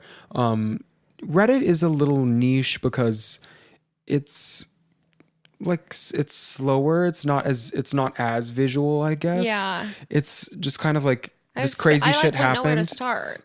There's really no good place to start. Some of them are just like they have good. It's like everything's like r/something. Sure. And it's a feed of stuff. Like True Off My Chest is a good random one. Okay. Because it's just people confessing things that allegedly happened that are That's crazy. crazy. That are crazy, and that's crazy. That is, I can see There's where a the draw appeal to it. is. I mean, it's a lot of reading. Yeah. And where Twitter is Well, I'm back on books, purposely so. like short, True. digestible, Character limit. random crap. Character limit. Yes. But Reddit is no character limit. Or well, actually, there might be one, but No one's requiring you to be succinct. no, they're not. I need to get back into books. Yeah, I'm kind of like on that train. I think my good way of like getting back into it is I'm reading more poetry, Okay. which is kind of short, like a short short book. and digestible. Character limit. Yes, I needed to exactly character limit. A poem is like a vintage tweet. Ooh. Yes, hot take. Wow. Hot take, semi-valid statement. Yeah. Yes. Okay, tweet that. I'm gonna Somebody. fire tweet. Yes, that's a good idea. But I'm reading a lot of Walt Whitman. Okay. Wow. Yeah. The big guns. Yes, the big guns, the big one. That's nice. Yeah, I like Walt Whitman. I know. I felt like this year my thing was I'm going to get off my phone. Yeah, you did. You have mentioned in Several previous times. previous episodes. I'm trying to stick to it. That it's a vice. He did his homework. I did do my homework. And it is a fair assessment to call it a vice. Yeah. Like some people, yeah, I mean, hit a vape all the time, and some people like cannot go without their phone. No. Like right now, when I gave you my code, my phone was in there. I actually felt that. I felt it. I felt the weight of the Yes, phone. the And I was weight like, of the wow, phone. he's And you're leaving like- this in here. And I did. That's actually something that I have challenged myself to do, not very successfully. Sure. But it's like something that, like, even though Mark and I like literally talk to each other from sun up to sundown every day, Yeah. there are times He where could be thinking you're dead right now. he could. You're at a stranger's home. He could. I did fully say like, I'm going to do the podcast, blah, blah, blah. She could ask me to be her third a pyramid scheme, or what was the other one? Poison me, Poison. kill me, poison me. I could be dead. So Oh, you're right. Well, not all poison kills people. That's true. Maybe it's just incapacitating. yeah, in a trance. Yeah, that you just want my Discover credit card. Brought to you by Discover.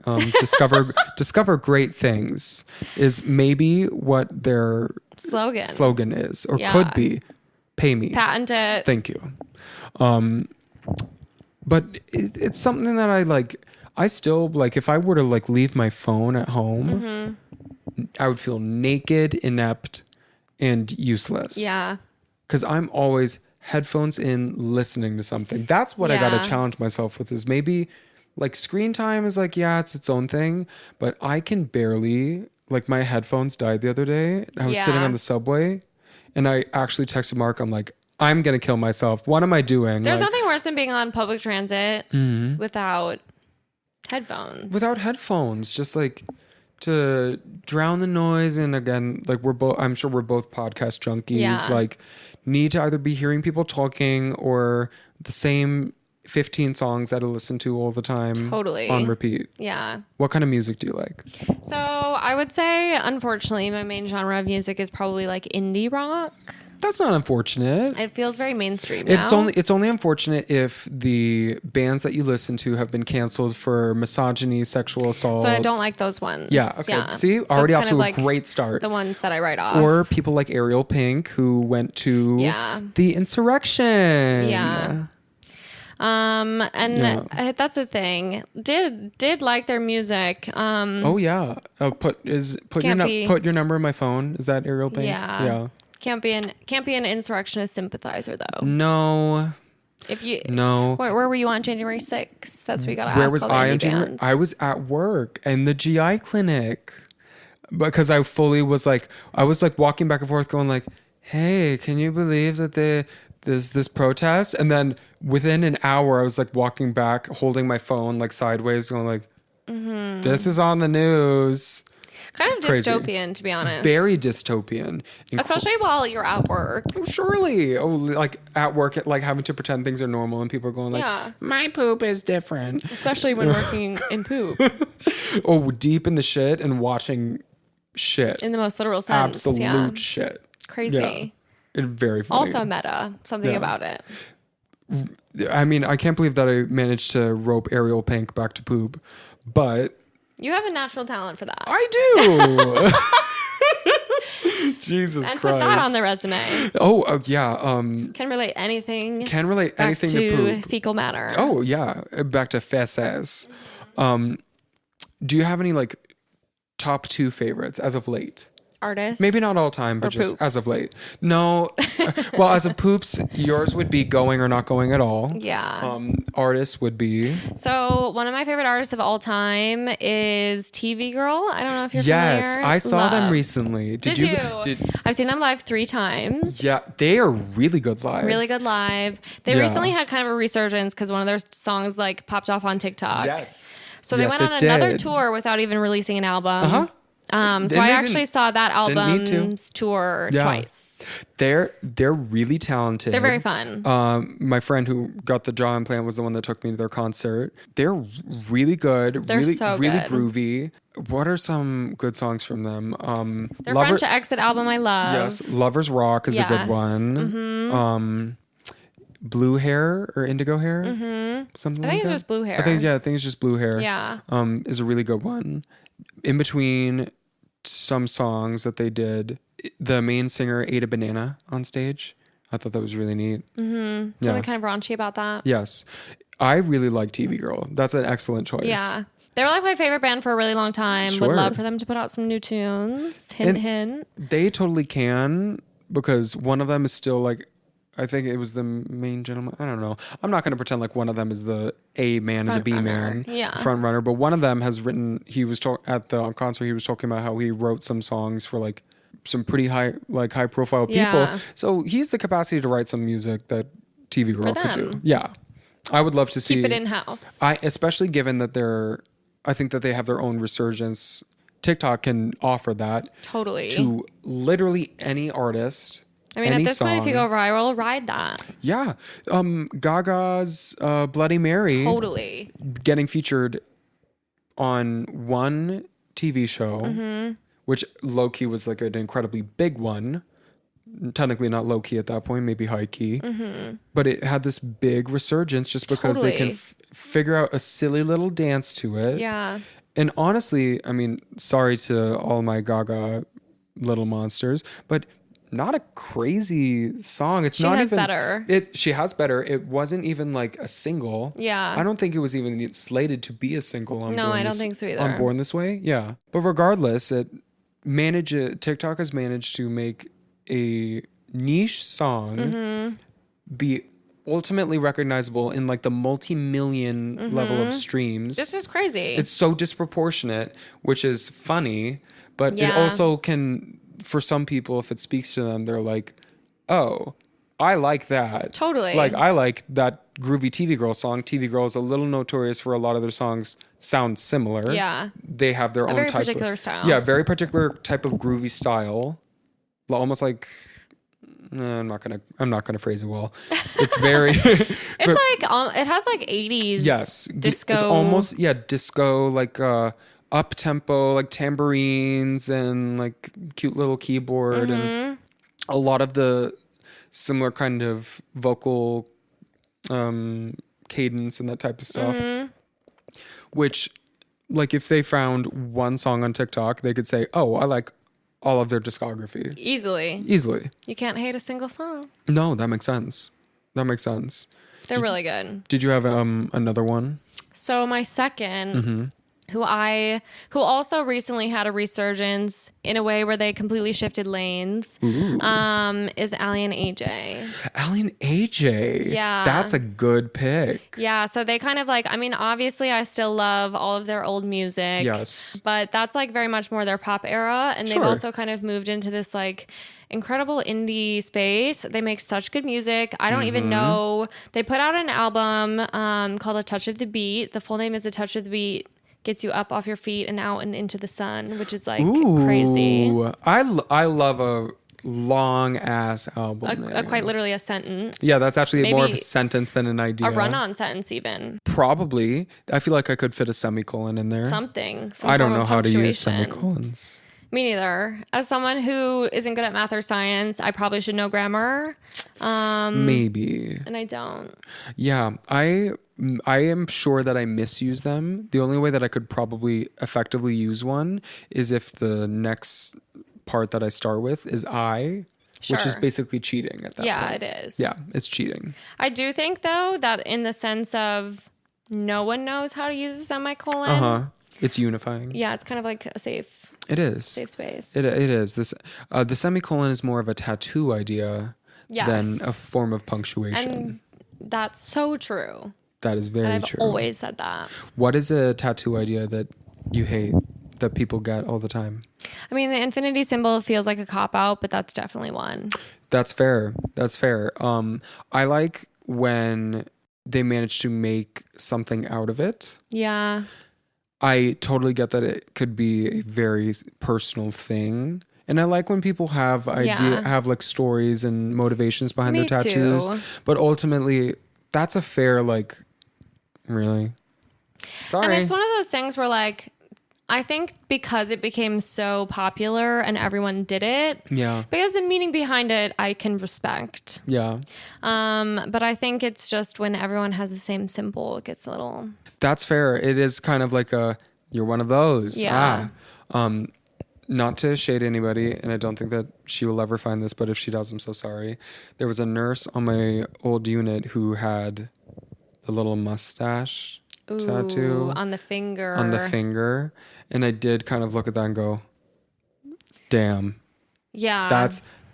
That's pretty bad. That's like so specific to like 2012. Ooh, we know the time. Yep. It was when the mustache toms were a thing. That was a big footwear or trend. like a mustache necklace. Did have one of those. Yeah. Wasn't permanent on the finger. Or like but glasses that had like the little hanging mustache attached to it. Definitely from Spencer's. Definitely took some photos and some things like that at the Apple store when I was in the mall. Yes. Oh yeah. Where there was like the iPad that was like with like super glued to a stand. The drawn filter. Yes. Yeah. Oh yes. Totally. With like photo booth.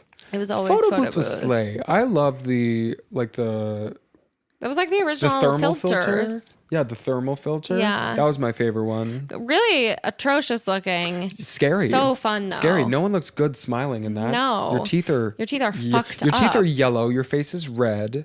Yeah. Everything else is blue and green. Took a lot of those. Yeah. But people would like take a picture like holding their DS and doing that. I always wanted a DS, never had one. Oh no. What did you do? Great question. I hung out with a lot of people like, that had ask DSs. my therapist. Yeah. I had a DS. I was very attached to it. That makes sense. Yeah, very attached to it. a lot of Pokemon. I became attached to those people so out that of I could like live vicariously through them. play on the DS once in a while. That was me with an iPhone, which I did not get for the first time until I was fully 22. Oh, really? Yes. I definitely had an Android first. My parents kind of rode that wave for as long as they could. And then I was like... You're like, this is stupid, yeah, Mom. if I don't get an iPhone, I'm going to kill myself. Yeah. I'm going to kill myself. And then you. Yeah. I fully... So Mark and I, the way that we first met was he was still going to Madison. He was a senior. It's 2019. I was a junior at Iowa, and I found his Instagram. I thought he was hot, so I literally just DM'd him one day. I love that. And he eventually got my number, like after months of talking, I think like from March to May. Playing the long game. And he finally got my number. And then when he finally texted me, he was like, ooh, green text. And that's it. Yeah. And he managed to tolerate that for a while. I think it was like my 22nd birthday that I finally was like, what the fuck am I doing? Yeah. And I literally asked him, I'm like, how do I play the pool game? Oh, and it is fun. It's fun. Yeah. We used to play like billiards and chess, of course, when we were separated during COVID. Were you and James ever like fully like couldn't see each other for months or anything like that? We were actually like very much quarantined together, which I think was its own kind of bad, where we developed like an absolutely debilitating codependency because we spend so much time together. And because we were also mid Armageddon at that point. Yeah. Like the world is ending. I am here with you. Why would I ever leave your side? Right. And now it's kind of like, hey, I'm going to go to Jewel. Wouldn't it be nice if I could get you whatever you need and you did not leave the house with me? Please. Yes. Yeah. Yes. Mm-hmm. Yeah. Honey, can you go find something to do so I can be at home and masturbate alone? Literally. Yes. Sometimes you just need that. Yeah. Especially when you both work from home. Yeah, it's crazy. Do you think that, have you ever used a like remote, what do they call it? A remote office space or like a place that you can just go to work? What do you call that? I think remote office space counts. Yeah. I mean, do you know what I'm talking about? Like, it's like those, it's like an internet cafe, but you can work from home there. Yeah. Yeah. So that's essentially what I had when I worked at WeWork. True. So I kind of had that, but then we like did, when we were thinking about getting rid of our WeWork, we did a test run of this thing called Desk Pass, which essentially lets you in any like co-working space, that is signed up for Desk Pass. Right. It's like a part of their group. Yeah. And there are a bunch, and we like did a trial of it. It was okay. All the places were different. Some of them would like have coffee that you could get. Some of them wouldn't. Some of them had music playing, so it was harder to take calls. Yep. Like the Wi-Fi isn't always reliable. So it's always a little bit of a toss up. Sure. That would piss me off. And it's like, you can't bet on it. No. And at that point, you might as well just bet on your own damn Wi-Fi that you pay for. At least I know what's going on here. Right. And I can stay in my pajamas, which is good and bad, because I definitely will sometimes do that and then be like, okay, wow, I haven't put jeans on. Right. Or you're like, wow, these pajamas were the same ones that I wore yesterday. The day before that. Today's Thursday. Were these from last week? Yeah. I wore these Saturday. And then you're like, I'm a garbage person. All of a sudden you're like, wow, it's been 3 months. Yes. Time to do the laundry. Yes. Time to do the laundry. That is a nice thing about not working remotely. Yeah. Is you have to leave the house. I have to leave the house. I don't necessarily have to do my hair. True. Which is something I love about the buzz is how I don't have to do much to That's how I feel about short hair, period. Yes. I used to curl my hair every single day. Oof. Every single day. Every day. How much earlier would you have to wake up? So my thing was more so that I would be really late. Ooh. To whatever I did. Fair. Yeah. In order to accomplish your hair goals and desires. And somehow I'm still late. So I think that's maybe more of a personality fault. At this point, it's more of a talent. True. And more of a talent. I am so anxious that I need to be early. Yeah. need to be early. That's Because my kind of mother nice. I would wish I always had run late. that. Yeah. It's just not built in somehow. That has got to be like the funniest thing about like our friend group is that we're all, I mean, you may know some of them like Luke and I feel like I know them all loosely. I'm sure. meeting all of them. Sure. I think part of the convenient thing is that like the familiarity of you to Grace, conveniently Grace to me, random. Yeah, I did not know that. No, Grace and I went to middle school together. Okay. Yeah, middle school and high school. Okay. Middle school and high school. She's 2 years older than me, so Okay. she like moved on quickly after I did, or before I did, I guess. But I was always this like big super fan of her. She has a younger sister too, named Rose, who's my age, who I've fully known since I was like 12. Okay. And been in like multiple classes with. And I always felt this weird guilt for it because I would fully go up to Rose and be like, I love your sister. Your sister's so cool. Because she is. I think Grace gets that a lot. Right, which is fair. It's well deserved. It is. But I like didn't really realize it until like maybe like freshman year of college. I was like, oh my God, that was probably so rude to just constantly go up to someone and be like, your sibling is so cool. I love how you look like your sister, but your sister is cooler and funner. or like your Grace is so funny. Rose, you are here. Which Rose, you are really funny. Francis, you're funny too. Grace, I think they have a great sense of humor in that family. Yes. They're, Mrs. Ferrello is also hilarious. All of them are really funny in different ways. A great which I trait. like. Yes, the Ferrellos, lovely. But that's funny about how, like, especially with Big Ten schools. Oh my God, is I know. That you're always 2 degrees away from someone that you know. It's crazy. Yeah. Well, and that's how I feel since moving here because like I met Grace freshman year, knew she lived here, knew we would probably be friends, but I also knew like once we moved here and hang out and stuff, but I also knew she was very established here and like had people. Sure. But she's just such a like warm little envelope. She brought us right on in. Yeah. And I met so many amazing people through her. So. Exactly. And here you are today. And here I am today. And here's your cat. The 3 of us. Just the 3 of us. And your 4th cat. Well, 4th cat, please. And your 4th cat, someday. James. Yeah, straight up. And that's why we use pet names. And that, do you use pet names? Unfortunately, yes. I'm not even proud of it. I just like, I don't ever call him James to his face. Fair. What is something that is well, no, maybe you don't have to say that. I was going to say, what's the most cringe thing you call him? But what's the most wholesome? Well, I think honestly, most wholesome is how all of our pet names started. My mom always calls him my smooch. Oh, I love that. Which is a little bit sweet, very cheesy for sure.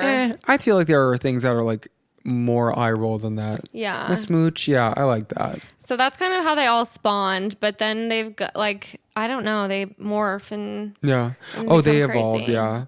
Mark and I don't even remember how this originally started. I think I have an idea how it started, but we always call each other my lad. He's my lad. That's very cute. Yeah, Mark is my lad. I'm his lad. You're my lad. Yeah. I love that. Yeah. I think part of it was the funny story of how I asked him for us to be official, and he fully said no. So I took him to this fancy Thai restaurant in Evanston. It was perfect. We had been like dating each other for I think about a month, and I hadn't met his friends yet. That was before Pride 2019, of course. And I was like, so like, do you think that we could be official? And he fully said no. He was like, I'm gonna need no, he was like, I'm gonna need you to meet my friends. Like, okay. You haven't met my friends yet, so no. I guess fair. So no. And then I took it well until I spilled curry all over myself. That happened. And had this giant orange stain on a shirt that I bought especially for that dinner. Oopsie. Of course. That's always when you do the spill. Exactly. Only when it matters and only when it's comedically convenient. I think it was like 2 weeks later, meet all of his friends, and all of his friends were like, Mark, what's wrong with you? Why aren't you dating him? Yeah. And then 2 weeks after that, it was his friend's birthday, and we're official. That's after awesome. That. Yeah.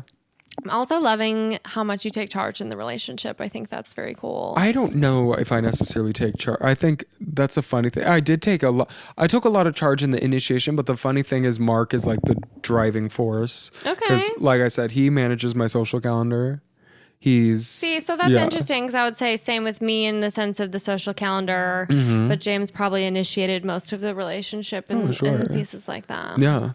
10 years. 10 fucking years. I had a fraternity brother who he and his girlfriend had been dating since 7th grade. Oh, wow. Shout out to Molly and Nate. I don't know how long they've been together now, but it's a while. That's like over half your life at that point, yes. I think, maybe. Which was a curious thing, because when I tell this to people, they're kind of like, ugh. Totally.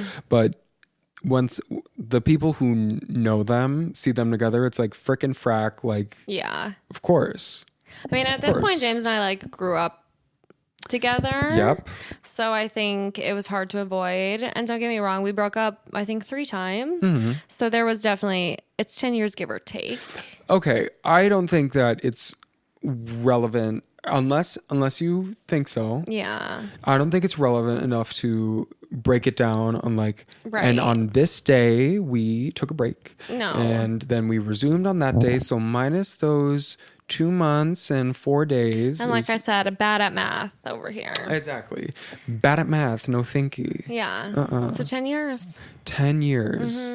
That is something to like give a testament to on how, people can learn how to respect each other, how to respect each other's boundaries and supplement each other.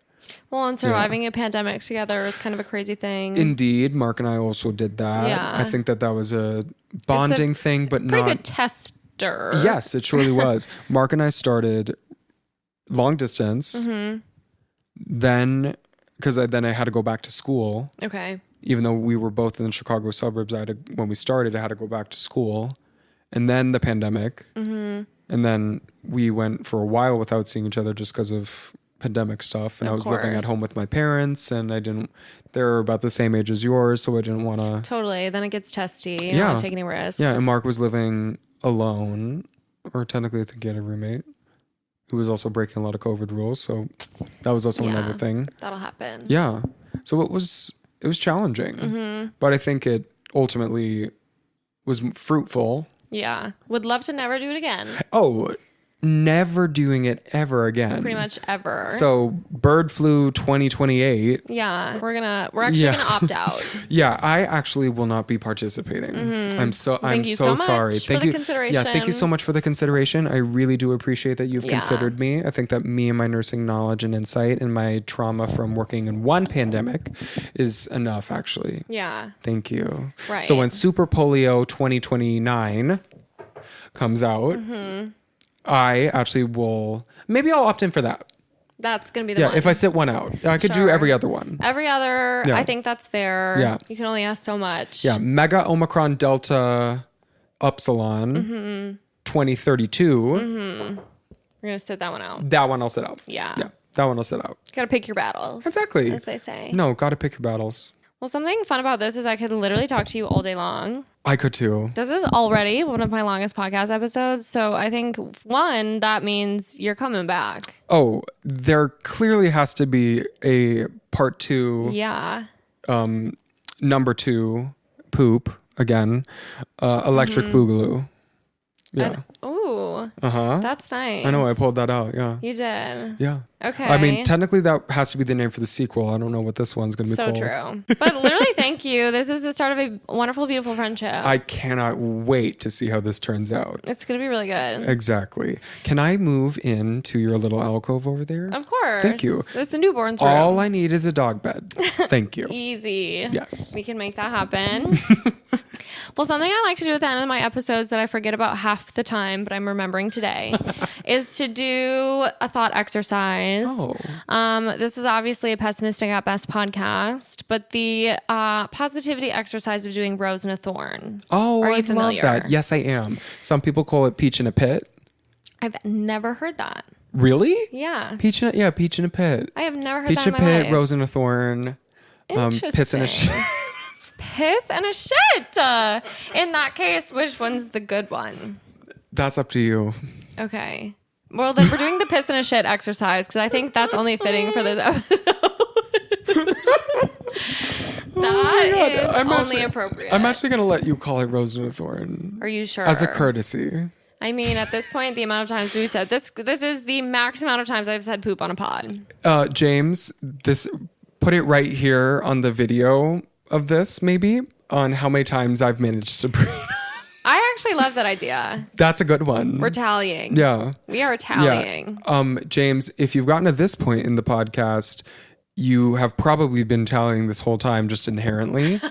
And it paid off. It did. It paid off. Now it paid off. Okay, I'm going to say, because I'm a urology nurse, the piss is the good one. Okay. And the shit is the bad one, because when you're constipated, it can actually make urinary symptoms worse. That makes a lot of sense to me. It makes sense. And as someone with IBS-C, I'm going to go ahead and say yeah. Exactly. So this is respect to my week, my life as of late. Let's do since I met you. Ooh, since I met you. That was Britt's birthday. I don't remember what day that was. Kind of same. February, right? No? January.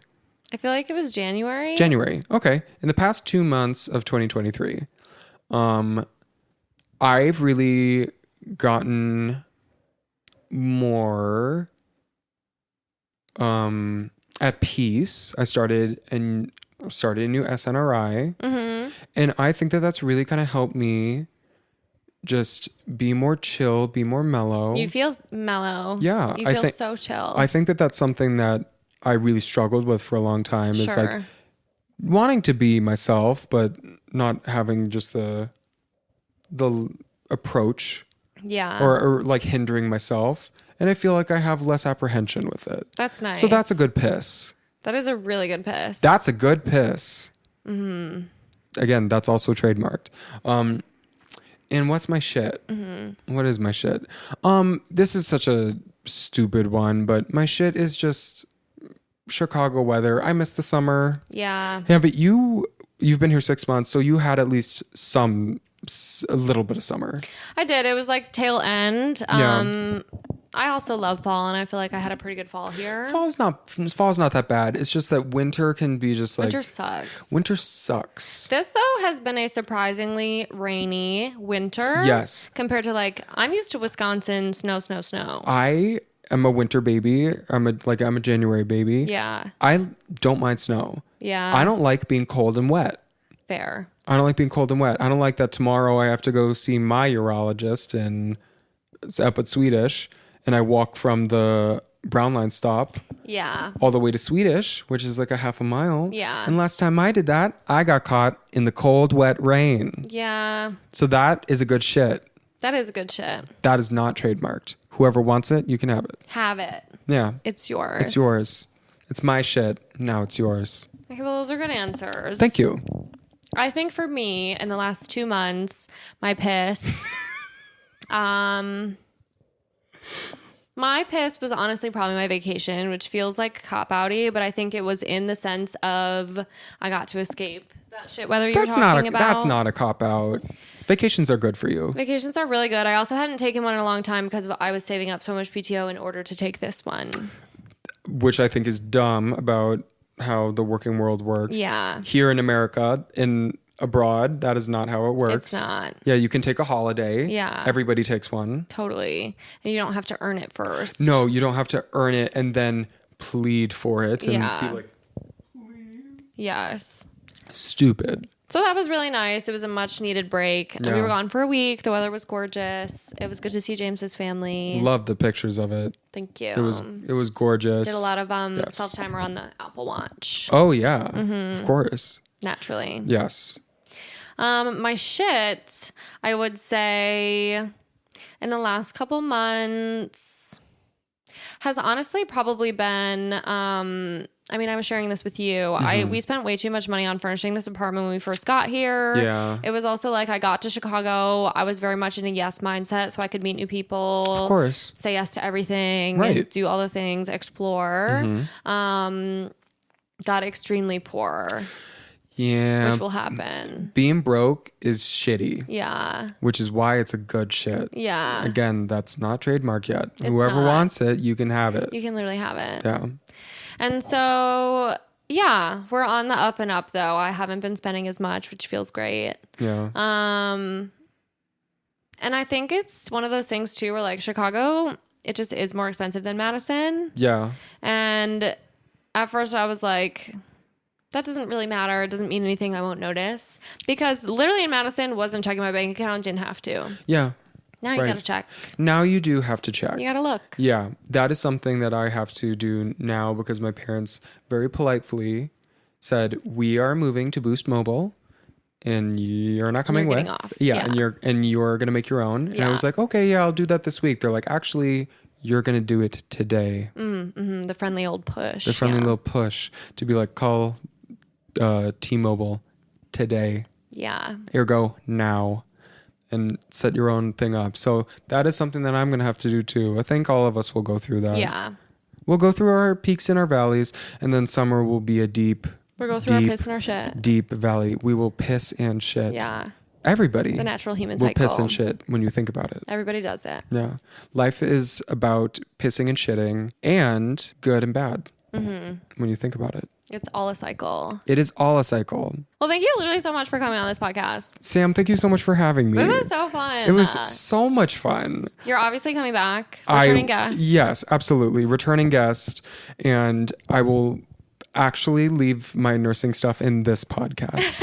And I'll manage to have something else be my personality pod. next time. The thing of it is, when it's what you do all day long every day, you're going to talk about it. It is my life. Yeah. That's kind of just the way that humans work. True. Yeah. And humans also Piss and shit. Thank you. Sponsored by. No, I'm just kidding. And this podcast is called Pissing and Shitting with Misha. Misha, do you have anything to add? Oh, sorry, bud. He's precious. Excellent. Just kind of like a little yawn. Excellent. That was a little enough. yawn, and he's looking at me like, who the fuck is this? Who the fuck is this F slur? Oh, he would never. He would think it, though. He probably would. He would think it. Well, Sam, thank you so much for letting me gab. My absolute pleasure. Do we You have cheers the gift these of the now? gab. Let's do it. That's kind of a cool thing that I've never done. I like that. I'm going to start doing that. Stolen. That means you have to trademarked. patented. I get a penny every time she does that. Yeah. You're going to be a rich man one day. Someday. Well, thank you guys for watching. Thank you for tuning in, whatever platform you decide to listen and or watch this on. And I will chat with you guys again next week. Bye. Bye-bye.